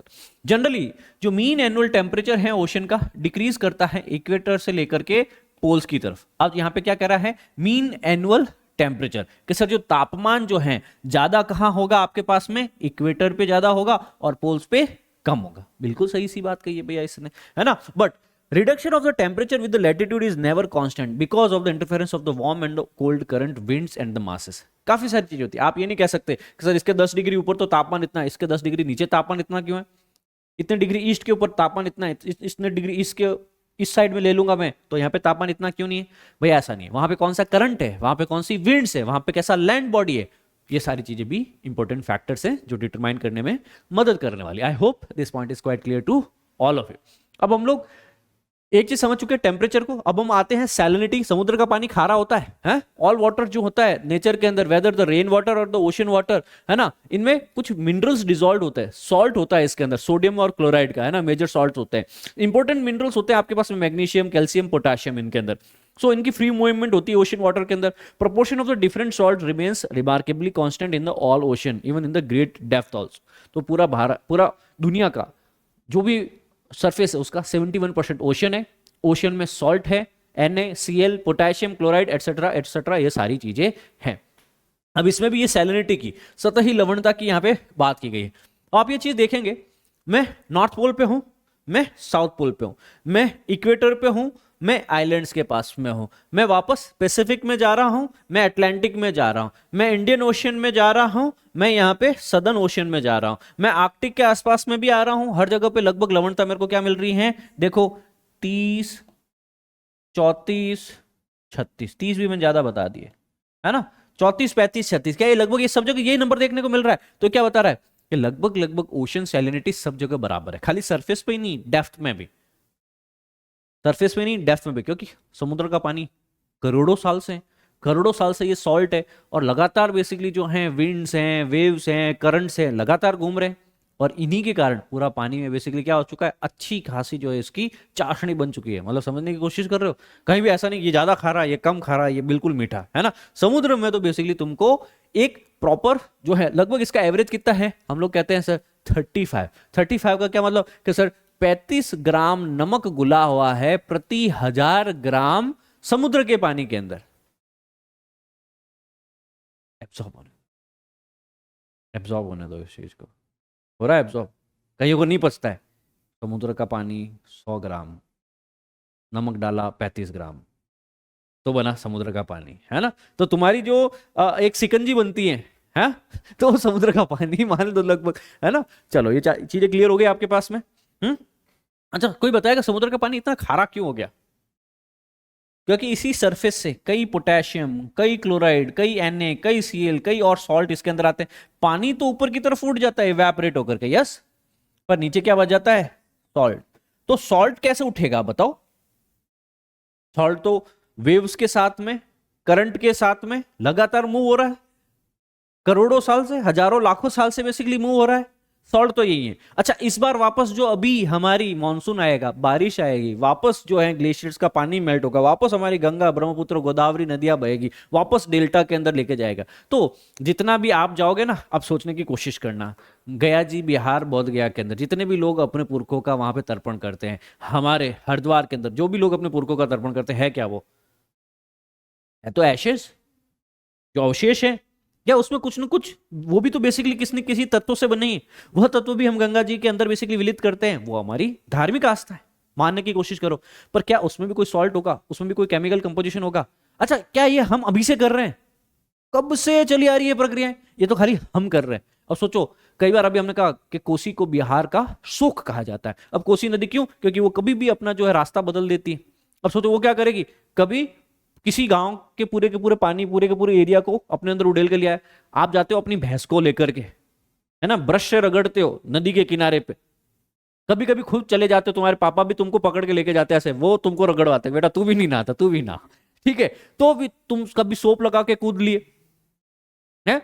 अच्छा, तुमने होमवर्क कंप्लीट नहीं किया तो तुम्हारे टीचर ने हाथ पांव बांध के पत्थर वत्थर तुम्हारे सीने पे लगा कर तुमको नदी में फेंक दिया है, तो जो बॉडी डिग्रेड होगी वहां पे, तो वो सारे के सारे सॉल्ट डिसॉल्व होंगे कि नहीं होंगे? तो सोचने की कोशिश करो उस चीज में भी फिर क्या हो सकता है। वही सैलिनिटी समुद्र तक जाती है, पानी तो ऊपर उठ गया इवेपोरेशन में, पीछे क्या बच गया? सॉल्ट बच गया। समझ में आया है? तो यह क्या है आपके पास में, शरीर, और ये क्या है, आत्मा। आत्मा का परमात्मा से मिलन हो जाता, शरीर पीछे रह जाता है अवशेष के रूप में, है ना। तो यही वो है सॉल्ट। तो यहाँ पे डिग्री ऑफ द कॉन्सेंट्रेशन है ना इस सॉल्ट का, सॉल्यूशन का, वो it does very appreciably in the different areas express the salinity. Degree of the salinity of the various oceans is affected mainly due to the कि वहां पे evaporation कितना है। जहां पे वाष्पोत्सर्जन ज्यादा होगा वहां पे सैलिनिटी ज्यादा होगी, क्योंकि ज्यादातर पानी ऊपर उठ गया तो पीछे सैलिनिटी ज्यादा है, लवण ज्यादा पीछे बचा हुआ है ना। पर अगर पानी भी ज्यादा है, सैलिनिटी भी ज्यादा है, तो थोड़ा सा सॉल्ट भी ज्यादा है तो सैलिनिटी कम रहेगी, लवणता कम रहेगी वहां पे। सो यहाँ पे क्या उस एरिया में स्ट्रीम्स हैं, आइसबर्ग्स हैं, ग्लेशियर्स हैं, प्रेसिपिटेशन है ना। तो उस हिसाब से वहां पे वाटर मिक्सिंग किस तरीके से चल रही है उसके ऊपर सैलिनिटी डिपेंड करती है। Highest salinity is found in the tropics of the Cancer and the tropic of Capricorn. कारण क्या है बच्चा, सॉलिस्टिसिस। क्या है सर, इक्वेटर और कर्क और मकर रेखा के बीच में सबसे ज्यादा बेसिकली क्या देखने को मिलता है, सैलिनिटी। अच्छा, इसने एग्जैक्टली नाम दिया है tropic of Cancer and Capricorn. क्यों इक्वेटर क्यों नहीं बोल दिया? इक्वेटर इसलिए नहीं बोला क्योंकि इक्वेटर पे याद करो हर रोज क्या होती है, आफ्टरनून रेन। दोपहर को पानी ऊपर, सुबह पानी ऊपर, दोपहर को पानी नीचे, सुबह को पानी ऊपर, दोपहर को पानी नीचे। मतलब क्या, सुबह इवेपोरेशन, दोपहर के बाद में प्रेसिपिटेशन, है ना। तो बेसिकली मामला बराबर रहता है, इतना ज्यादा नहीं है। परंतु कर्क और मकर रेखा के आसपास तो ऐसा नहीं होगा, याद करो, है ना। कर्क रेखा के आसपास अगर आपके पास में सूर्य पहुंचता है तो वहां पे क्या होगा, गर्मी नदर्न हेमिस्फीयर में, और वहां पे फिर मौसम क्या हो जाएगा, मानसूनी, और वहां पे मूसलाधार बारिश होगी। फिर उस एरिया में सैलिनिटी कम होगी। जब सदर्न हेमिस्फीयर के अंदर बेसिकली कैप्रिकॉर्न के ऊपर बेसिकली सनलाइट डायरेक्ट आएगी, जब यहाँ पे गर्मी होगी दिसंबर वाले एरिया में, तो यहाँ पे बेसिकली क्या होगा, आपके पास में ज्यादा बारिश होगी, तो ज्यादा बारिश होगी यहाँ पे, फिर बेसिकली क्या होगा, पानी का ज्यादा होने के कारण सॉल्ट कम हो जाएगा, और कॉन्सेंट्रेशन कम होने के कारण सैलिनिटी कम हो जाएगी। समझ में आई? तो बताया कि कभी यहाँ पे सैलिनिटी ज्यादा तो कभी यहाँ पे सैलिनिटी ज्यादा, पर इक्वेटर के ऊपर जनरली सैलिनिटी लो रहती है। क्या हम इस फोटो को एक बार वापस रिविजिट कर डालें? रिविजिट करो तो यहाँ पे इक्वेटर के आसपास में सैलिनिटी कम देखने को मिल रही है, जबकि आपके पास में इस रीजन में सैलिनिटी ज्यादा देखने को मिल रही है। इस रीजन में सैलिनिटी ज्यादा देखने को मिल रही है। यस और नो? इतनी भी ज्यादा नहीं है कि 35 का 50 हो गया, 35 का 35.5, 36, 37 के आसपास का देखने को मिल सकता है बच्चा लोग, ठीक है। अच्छा, सैलिनिटी कब इंक्रीज होती है? जब जब वाष्पीकरण होगा, है ना। जब तक आपके पास में फ्रीजिंग हो जाएगा, सी वाटर, समुद्र का पानी अगर फ्रीज हो गया तो बेसिकली क्या हो सकता है, उसके कारण सैलिनिटी बढ़ सकती है आपके पास में, ठीक है ना। अच्छा, सैलिनिटी आपके पास में कम कब होगी? जब जब आपके पास में डिक्रीज इन द सैलिनिटी कब होगा? Precipitation of the rain to snow, बारिश होगी। जब जब बारिश होगी एक्स्ट्रा पानी ऐड होगा इसके अंदर, है ना। जब जब आपके पास में फ्रेश वाटर का जो आइस है वो मेल्ट होकर के ग्लेशियर्स मेल्ट होंगे, जब जब नदियों का पानी इसके अंदर मिलेगा, है ना, जब जब अंडरग्राउंड पानी इसमें मिलेगा, तब तब बेसिकली क्या होगा, सैलिनिटी कम होगी। तो पानी को निकाल दोगे, फ्रीजिंग के कारण, इवेपोरेशन के कारण सैलिनिटी बढ़ गई।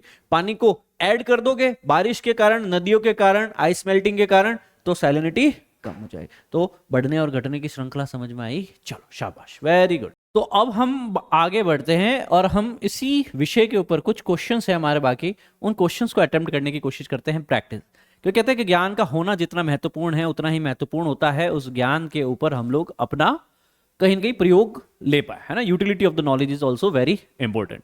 पहला क्वेश्चन है कि जो एवरेज सैलिनिटी है ओशियन की वह कितनी होती है। अभी एक प्रश्न लिया है आपका जिसके अंतर्गत मैं आपको बताना चाहता हूं कि समुद्र की एवरेज सैलिनिटी जो है वह कितनी रहने वाली। सो ओशियंस की एवरेज सैलिनिटी जो है बच्चा लोग वह रहती है आपके पास में 35 पार्ट्स पर 1000।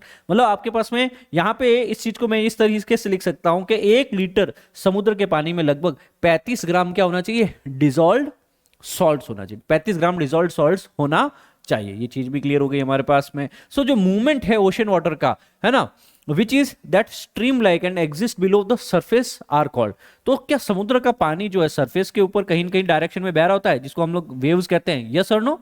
वेव्स भी आती है कि नहीं आती हैं? यस, वेव्स आती है। तो इसको तो हम लोग पढ़ते हैं, सर सरफेस वाटर का तो है ही। पर कई बार आपने देखा होगा कि सब सरफेस वाटर है, इसकी भी एक पर्टिकुलर डायरेक्शन के अंदर जो है मूवमेंट चलती रहती है। इसको हम लोग क्या कहते हैं? इसको हम लोग कहते हैं डीप ओशनिक करंट्स। क्या कहते हैं? Deep oceanic currents.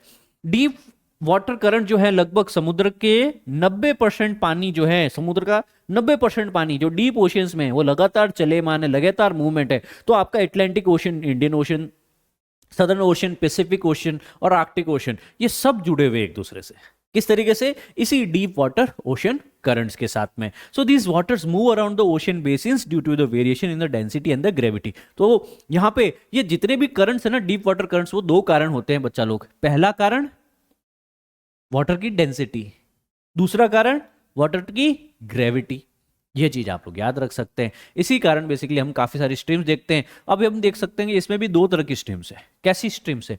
एक होगी जो नॉर्थ पोल से और साउथ पोल से आ रही है ना, जैसे कि आर्कटिक के आसपास में है ना, आर्कटिक पूरे ओशन के चारों तरफ जो कोल्ड करंट बहता है, इसको आर्कटिक सर्कम पोलर करंट कहा जाता है। ब्लू मार्किंग की गई, मतलब ठंडा है ना।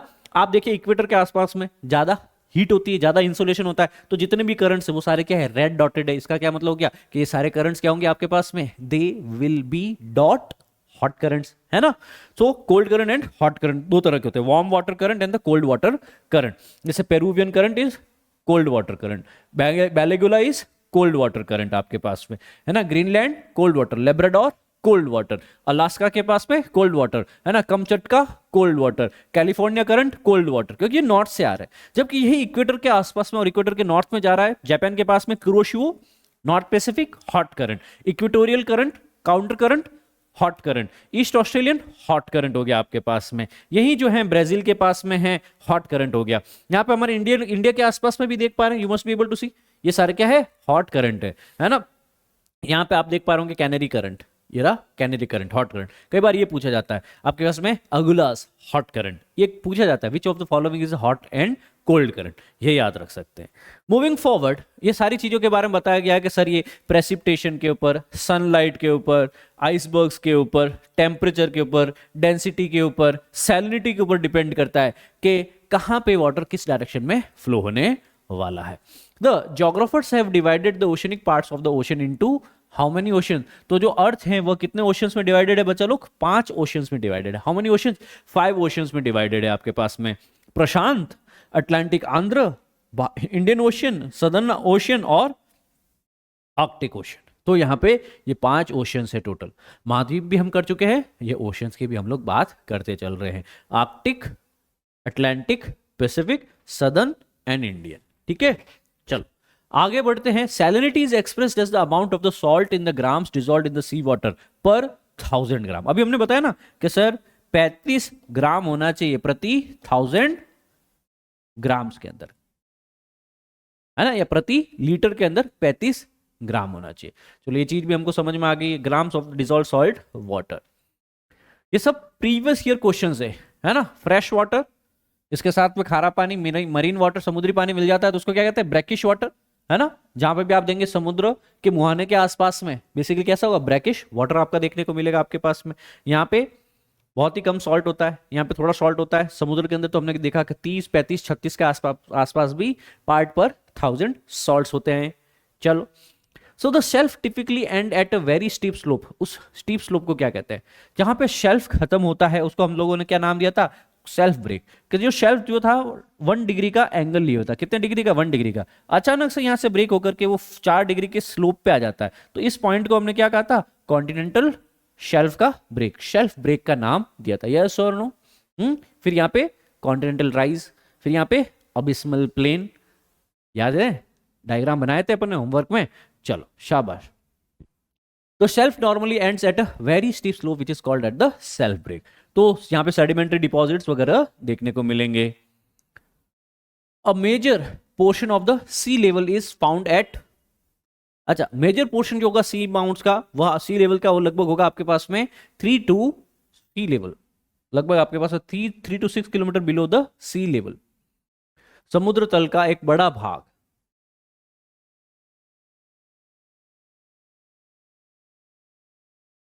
समुद्र तल का एक बड़ा भाग, an average ocean is around 3.7 kilometre deep, but many parts बहुत ही ज्यादा शैलोवर भी हैं और कई बात उससे भी ज्यादा 3 से भी ज्यादा डीपर है। The measure the depth of the ocean sound navigation और रेंजिंग के थ्रू किया जाता है ना। समुद्र कितना गहरा है वहां पे लगाए जाते हैं सोनार्स। क्या लगाया जाता है दोस्तों? जैसे एटमॉस्फेयर में हवा में कोई भी चीज उड़ रही है, चील उड़ रही है, चाहे एरोप्लेन उड़ रहा है, हमको कैसे पता चलता है? रडार से।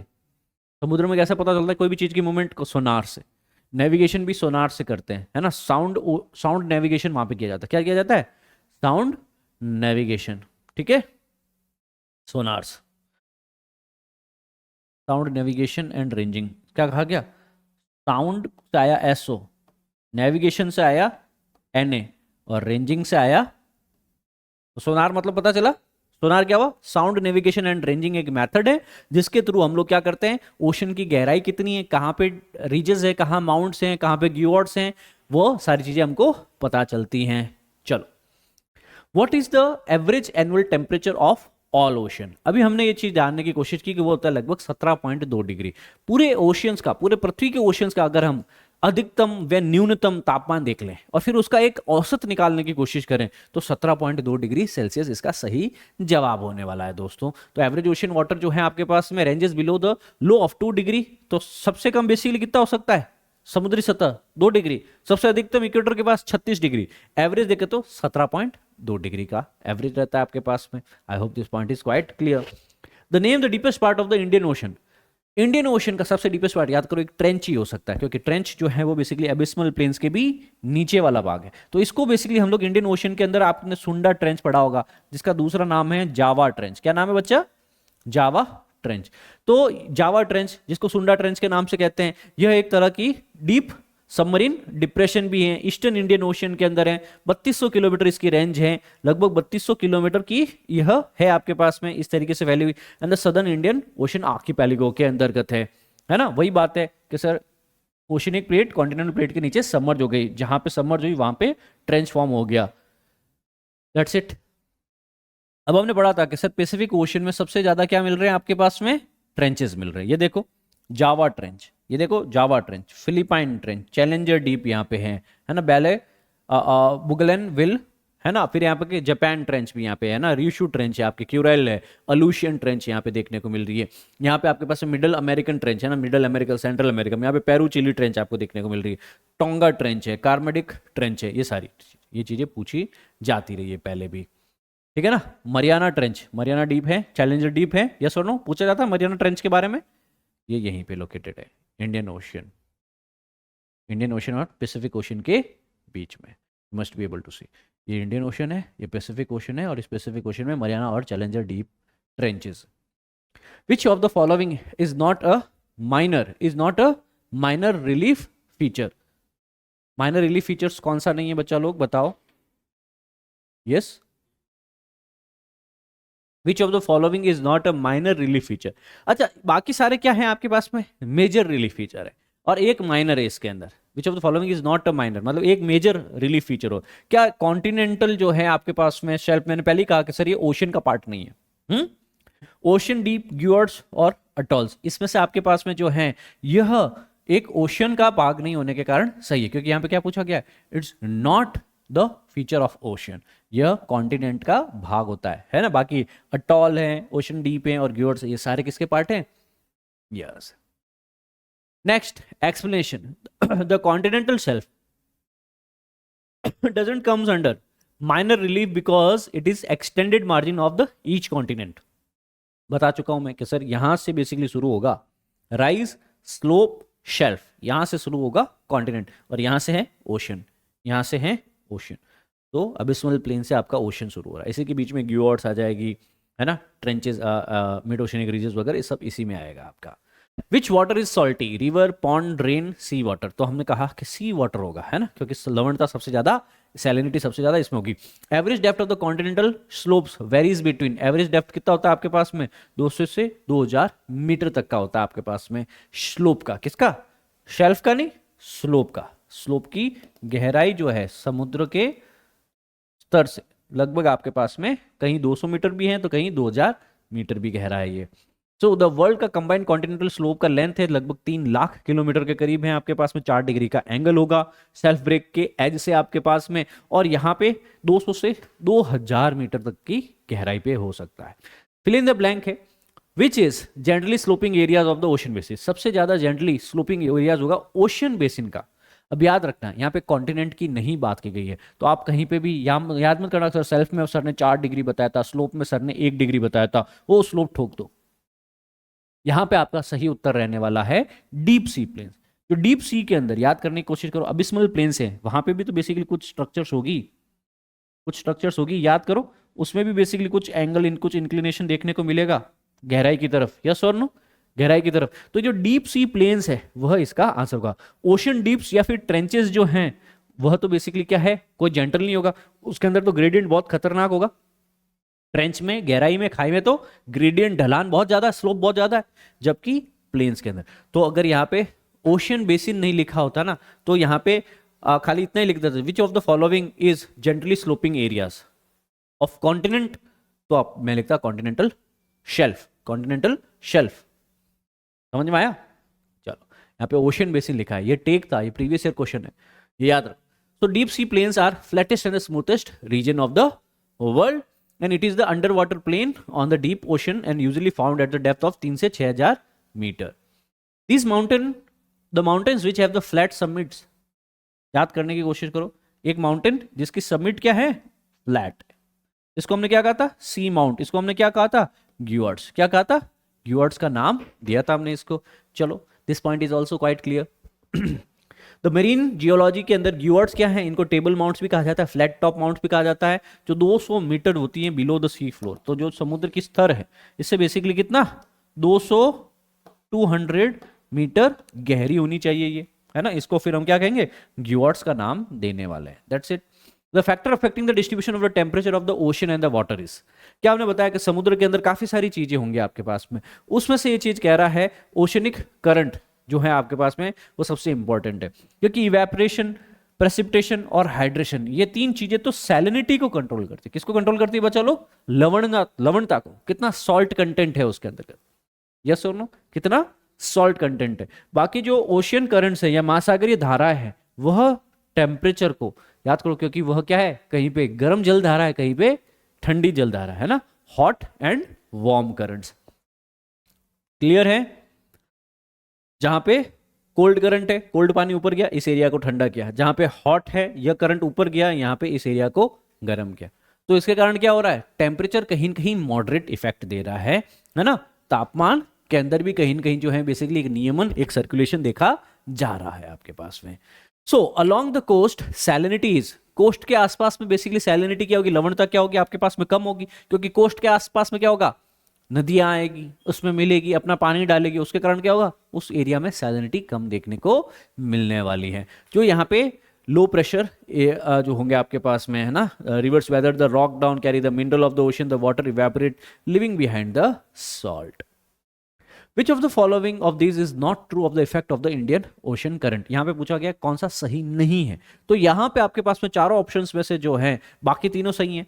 कि सर यहाँ पे याद रखने की कोशिश करो, थोड़ी देर पहले ही मैंने बताया कि सर इक्वेटोरियल करंट से पानी जो है यूरोप की तरफ जाएगा, यूरोप जनरली ठंडा रहता है, वहां के सर्दियों के अंदर भी जो है पोर्ट्स जो हैं, हार्बर्स जो हैं वो चलते रहें, वो फ्रीज ना हो जाए वहां पे पानी, तो गर्म पानी वहां पे पहुंचेगा इक्वेटर का करंट के रूप में, और उसके कारण वो उस एरिया को मॉडरेट रखेगा। तो कहा गया है कि जो कॉमर्स है, जो व्यापार है, वह चलता रहेगा बंदरगाहों पे, हार्बर्स पे, विंटर्स के अंदर भी, बिकॉज ऑफ द करंट, बिल्कुल सही सर, है ना। Water of the ocean is capped pure, क्या आपके पास में ओशियन का पानी जो है वह प्योर रहे, इससे सर्कुलेशन से क्या ये भी होता है, यस, इससे बेसिकली क्या है, समुद्र का जल शुद्ध रखा जाता है, क्योंकि पड़ा हुआ पानी हमेशा क्या है, खराब हो जाता है, दूषित हो जाता है, ठीक है ना। Warm equatorial current raises the temperature while the cold polar currents lower the temperature, yes, कि सर इक्वेटर पे ज्यादा तापमान होगा तो वो एरिया कहीं जहां पे भी इक्वेटोरियल करंट का पानी जाएगा तापमान बढ़ाएगा, पोल्स के ऊपर ठंडा तापमान होगा तो वहां पे करंट भी ठंडा होगा, तो कोल्ड करंट जहां पे भी जाएगा वहां पे तापमान को लोअर करेगा, कम करेगा, ठीक है sir. They do not affect the rainfall over the coast, बिल्कुल अफेक्ट करता है, याद करो हमने पढ़ा था ना आपके पास में अपवेलिंग एंड डाउनवेलिंग, कहां पे पढ़ा था, पेरुवियन करंट के पास में, कि सर यहाँ पे क्या होता है आपके पास में कोल्ड करंट की अपवेलिंग होती है पेरुवियन करंट के कारण, है ना, सरफेस टेम्परेचर चेंज हो जाता है, एल नीनो ला नीना, पढ़ा था या नहीं पढ़ा था, yes sir, El Nino and La Nina, तो ऑब्वियसली इसी के कारण क्या है, मॉनसून प्रभावित होता है, तो रेनफॉल बिल्कुल प्रभावित होता है करंट्स के कारण। चलो ये चीज भी समझ में आ गई, आइए आगे बढ़ते। अब है which is correct explanation of the coral reef, coral reef के बारे में आपको करेक्ट एक्सप्लेनेशन बताना है, तो यहां पे आपके पास में जो है सारे के सारे करेक्ट है। क्या है इसके अंदर, कोरल रीफ जो है सबसे ज्यादा कहां पाई जाएगी, अभी पढ़ा पैसिफिक के अंदर, प्रशांत में। कोरल रीफ जो है सबसे ज्यादा, जो मरीन इकोसिस्टम में सबसे ज्यादा डाइवर्स और विविध हैं, इसमें सबसे ज्यादा डाइवर्सिटी पाई जाती है। यस, यहाँ पे the team with the life perhaps 1/4 of the all ocean species depending upon the reef for the food and the shelter. बहुत ही बड़ा स्टेटमेंट दे दिया सर आपने तो कोरल रीफ सबसे ज्यादा डाइवर्स मेरीन इकोसिस्टम है, मोस्ट कैरेक्टरिस्टिक स्पेसिफिक ओशन का है, और सारा जितने भी जो जलीय जीव हैं वह लगभग यहाँ पे शेल्टर के लिए, घर के लिए और फूड के लिए किसके ऊपर डिपेंड कर रहे हैं दोस्तों? कोरल रीफ पे, मूंगे की चट्टानों पे डिपेंड करते हैं। इसमें होता क्या है, ये पॉलिप होता है, इस पॉलिप में जो है निमेटोसिस्ट होती है, और इस निमेटोसिस्ट के पास में एक जूजेंथेली करके एक एल्गी होता है, वो इसमें आके रहता है, और इस जूजेंथेली के कारण जो है पिगमेंट मिलता है ना, जूजेंथेली के कारण कलर मिलता है ना। और बाद में क्या होगा कि ये जो पॉलिप है, पॉलिप और इसके बीच में एक तरह की सिम्बायोटिक रिलेशनशिप देखी जाती है, और इस सिम्बायोटिक रिलेशनशिप में बेसिकली वो इसको कलर देता है, वो इसको फूड देता है, वो इसको आश्रय देता है। दैट्स इट, है ना, समझ में आई? जब ये डेड हो जाएगा तो ये कैल्शियम कार्बोनेट का CaCO3 का स्केलेटन बना देगा, ये डेड हो जाएगा, इसका और एक भाई आएगा, ये डेड हो जाएगा और भाई आएगा, धीरे धीरे एक स्केलेटन पे एक और नई लेयर जुड़ती जाएगी, कई सैकड़ों सालों में धीरे धीरे ये चट्टान का फॉर्म ले लेती है ना। राम सेतु के ऊपर कई तरह के ऐसे स्केलेटन्स CaCO3 के देखे जा सकते हैं, है ना, जो पॉलिप्स के बचे हुए अवसाद हैं। तो उनको बेसिकली हम लोग क्या कहते हैं फिर लास्ट पे जाते हुए? मूंगे की चट्टान। क्या कहते हैं? मूंगे की चट्टान, जिसको हम लोग कहते हैं कोरल रीफ। क्या कहते हैं? कोरल रीफ्स कहते हैं। Consider the following statement. 3 चीजें, शेल्फ, स्लोप और अबिस्मल प्लेन्स के बारे में दे रखी है, और इस पे पूछा गया है कि select the correct answer using the codes given below. अब इसके अंदर बेसिकली ये चीज जो है आपके पास में दे रहा है, shelf submerge enter the area relatively shallow water known as a shelf. बिल्कुल सर। कॉन्टिनेंटल स्लोप क्या है? It connect slope with the deep sea abysmal plain. फिर है अबिस्मल प्लेन क्या है? They are the extremely flat and featureless plain. क्या यहाँ पे कोई फीचर नहीं होता अबिस्मल प्लेन्स में, है ना। And the deep ocean floor. तो आपके पास में 1 और 3 इसके अंदर बताए जा रहे हैं, they are correct answer. Continental slope जो है वह इनकरेक्ट आंसर बताया जा रहा है। तो यहाँ पे ये बेसिक सी चीज है, इसको जान सकते हैं हम लोगों ने ऑलरेडी इसको सारी चीजों को देख रखा है। Which of the following statement regarding the continental shelf is not correct? Not correct का क्या मतलब? क्या आपके पास में जो असत्य है, असत्य है, कौन सा इसमें से रॉन्ग हो सकता है? Shelves are absent in the plate boundaries. Obviously हमने पढ़ा था कि सेल्फ जहां पे प्लेट बाउंड्रीज है वहां पे कम भी हो सकता है। दे आर हाईली सेडिमेंटेड, हमने पढ़ा था सर यहाँ पे सेडिमेंट्स भी, प्लेशियर डिपॉजिट्स भी होते हैं। They are abrupt fall toward the continental slopes के सर एक लगभग 4 डिग्री का एंगल इसमें फॉर्म हो जाता है। तो हम ये चीज कह सकते हैं आपके पास में कि यहाँ पे असत्य है वह तीसरा, क्योंकि यहाँ पे हमने देखने शेल्फ जो है इसके अंदर कभी भी एब्रप्ट चेंज नहीं होगा, चेंज जो है सिर्फ 1 डिग्री का होता है। अगर यहाँ पे स्लोप दे दिया होता, स्लोप पे 4 डिग्री का मतलब एब्रप्ट फॉल होता, अचानक से ही दुम धड़ाम डिशुम नीचे की तरफ स्लोप ढलान है, ठीक है ना। चीज समझ में आई आपको? हाँ, तो यहाँ पे सिर्फ एक स्टेटमेंट इनकरेक्ट हुआ आपका। Which of the following fact was not considered by those while discussing the concept of the sea floor spreading? क्या sea floor spreading के बारे में मैंने ऑलरेडी बताया आपको, sea floors को थोड़ा सा समझने की कोशिश कर सकते हैं। तो the volcanic activity along the mid oceanic ridges क्या होती हैं यहाँ पे? The strips of the obviously जब भी हमने पढ़ा है कि सर वॉल्केनो के कारण सी फ्लोर के बीच के अंदर बेसिकली मिड ओशनिक रीजेस बनती है, मॉर्ब बनती है, ये पढ़ा था। तो सर वॉल्केनो तो बिल्कुल यहाँ पे जो है कंसिडर किया गया था। फिर strips of the normal and the reverse magnetic fields के सर कहीं पे आपके पास में अलग तरह की चट्टानें हैं और कहीं पे आपके पास में इक्वी डिस्टेंस जो दोनों तरफ अलग तरह की चट्टानें होगी। क्या ये पैलियो मैग्नेटिक स्टडीज के टाइम भी हमने पढ़ा था? Strips of normal and the reverse magnetic field जो है ऑब्जर्व किया जाता है रॉक्स में, ओशन फ्लोर बेसिन में। यस, ये भी सही है sir. Distribution of the fossil in the different continents, क्या ये कंसिडर किया था? ये नहीं किया था। ये हमने कहां पे किया था आपके पास में? जब हमने प्लेट टेक्टोनिक थ्योरी पढ़ी थी, जब हमने अल्फ्रेड वेगनर को जाना था, तब हमने ये चीज जानी थी कि उन्होंने ये कहा था कि सर अलग अलग कॉन्टिनेंट्स में भी बेसिकली सेम तरह के जानवरों के फॉसिल्स मिल सकते हैं। तो कैसे हुआ कि सर यह बेसिकली जानवर जो यहाँ पे पाया जाता है वो दूसरे कॉन्टिनेंट में क्या समुद्र तैर के गया? वो नॉट पॉसिबल। तो वो बताने की कोशिश करते हैं यहाँ पे, then they try to tell you over that. चलो, क्या ये पॉइंट क्लियर हुआ?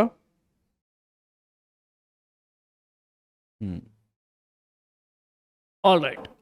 Moving forward, the age of the rocks of the same floor ocean, obviously यहाँ पे एज का बताते, ये सबसे न्यूएस्ट है, ये ओल्डर, ये ओल्डेस्ट, और सबसे दूर जो ट्रेंच के पास में वो सबसे ओल्डेस्ट होगी आपके पास में, ये न्यूअर होगी आपके पास में, कोस्ट के आसपास में सबसे ओल्ड, और जैसे जैसे मैं रिज के पास जाता हूँ सबसे न्यू टाइप की रॉक्स मिलेगी। तो ऑब्वियसली 4 भी स्टेटमेंट जो है वह कंसिडर किया गया था, सी फ्लोर स्प्रेडिंग मिली। तो फॉसिल को कहीं भी सी फ्लोर स्प्रेडिंग के टाइम नहीं पूछा गया था, ये चीज याद रखिएगा।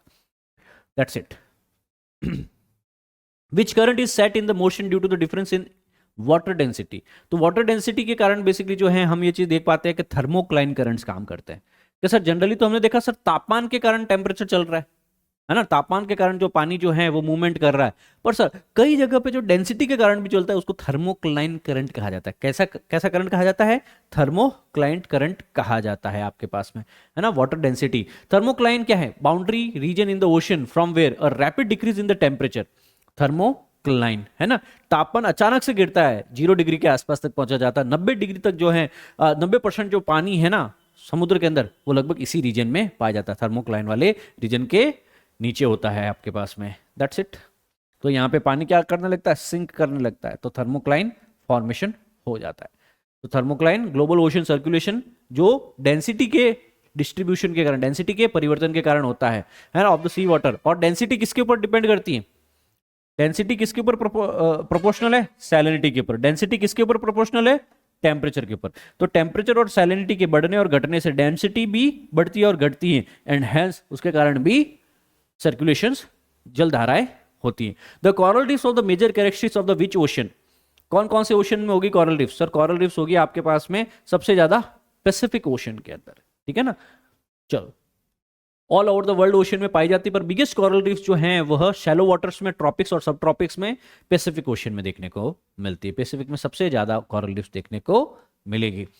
अ mid oceanic ridge is an underwater mountain system. They are formed by what? Mid oceanic ridge जो है वो किसके कारण बनती है आपके पास में बच्चा लोग? वो बनती है प्लेट टेक्टोनिक के कारण। क्योंकि मिड ओशनिक रीज में क्या है आपके पास में कि यही ओशनिक बॉटम का एक प्लेट इधर जा रहा है और एक प्लेट इधर जा रहा है, और यहां से लावा बाहर आया और यहां पे क्या बना दिया? मिड ओशनिक रिज बना दिया। तो प्लेट टेक्टोनिक एक्टिविटी के कारण होता है यहाँ पे अर्थक्वेक का, करंट का और लैंडस्लाइड का कोई लेना देना नहीं है। Moving forward, most important fishing ground जो दुनिया के वो किस रीजन में होंगे? सबसे ज्यादा जो बड़े फिशिंग ग्राउंड्स होंगे वो ऐसा रीजन होगा जहां पे गर्म जलधारा ठंडी जलधारा से मिलती हो, है ना। गर्म जलधारा ठंडी जलधारा से मिलती हो, ऐसे रीजन के अंदर बेसिकली क्या है आपके पास में? सबसे ज्यादा फाइटोप्लैंक्टन्स मिलेंगे। जहां फाइटोप्लैंक्टन्स मिलेंगे, फाइटोप्लैंक्टन्स है क्या? एक तरह की एल्गी, और वह एल्गी बेसिकली क्या? मछलियों के लिए खाना है। जहां मछलियों के लिए खाना होगा वहां मछलियां ज्यादा होगी, जहां मछलियां ज्यादा होगी वहां पे मछुआरे पहुंचेंगे, वहीं पे सबसे ज्यादा जो है मछलियां पाई जाएगी। Areas of the warm and cold current meet where the phytoplankton need the sunlight which is available over there. That's it. जैसे गल्फ स्ट्रीम और लैब्राडोर करंट, कोल्ड करंट और वार्म करंट, ये दो मिलते हैं इस रीजन में, तो इस रीजन के अंदर बेसिकली जो है सबसे ज्यादा देखने को मिलेगा, है ना। देखो इस रीजन में सबसे ज्यादा देखने को मिलेगा, है ना। इस रीजन में सबसे ज्यादा देखने को मिलेगा, इस रीजन में सबसे ज्यादा देखने को मिलेगा। समझ पा रहे हो?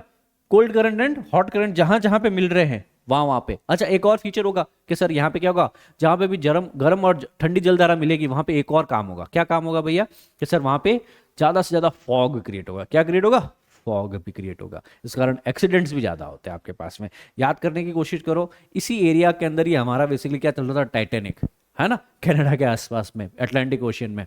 और फॉग के कारण रात को जो है वो देखने वाले थे ना, उनको दूर दूर तक जो देखने के लिए ऊपर बिठा दिया जाता है शिप में, वो देख नहीं पा रहे थे फॉग के कारण। आइसबर्ग दिखा नहीं, आइसबर्ग टकरा गया, खड्डा हो गया उसके अंदर, 6 जहाज में सब डूब गए, कुछ बचे भी थे। चलो, टर्की कौन से 2 सीज के बीच में? टर्की जो है भैया ब्लैक सी और मेडिटेरेनियन सी के बीच में है ना। So Turkey is located between the Black Sea and Mediterranean Sea. एक तरफ क्या है टर्की के? ब्लैक सी, दूसरी तरफ क्या है? मेडिटेरेनियन सी है। याद रखेंगे, इसके बीच में सी ऑफ मरमरा भी है और एजियन सी भी है, इसको भी आप याद रख सकते हैं, है ना। याद रख सकते हैं इसको। चारों तरफ क्या है? हमने बताया था ना कि सर ये एशिया को यूरोप से कनेक्ट करने वाला रीजन भी है, यूरेशिया में आता है ये। विद दिस बीइंग सेड, इस टॉपिक में हम लोग इतना ही करने वाले हैं दोस्तों। आपको कोई भी डाउट है, you can reach out to me, always I am available for the students. You can comment, I will always be answering your query. और एनसीईआरटीज की एक बहुत ही महत्वपूर्ण सीरीज जो हम चला रहे हैं, आई गेस आप उस सीरीज का बहुत ही अच्छे से उपयोग ले रहे हैं। नोट्स भी आपको अवेलेबल कराए गए टेलीग्राम के ऊपर भी। अभी तक अगर आपने वो वीडियो नहीं देखा है तो आई रिक्वेस्ट आप देखिए। अगले संडे को 6th के बाद में 7th की पॉलिटी एनसीईआरटी का भी आपके सामने पूरा डिटेल वीडियो आने वाला है। So stay tuned and until then keep reading, enjoy the learning. Jai Hind, Sarvada Shaktishaali. God bless you all.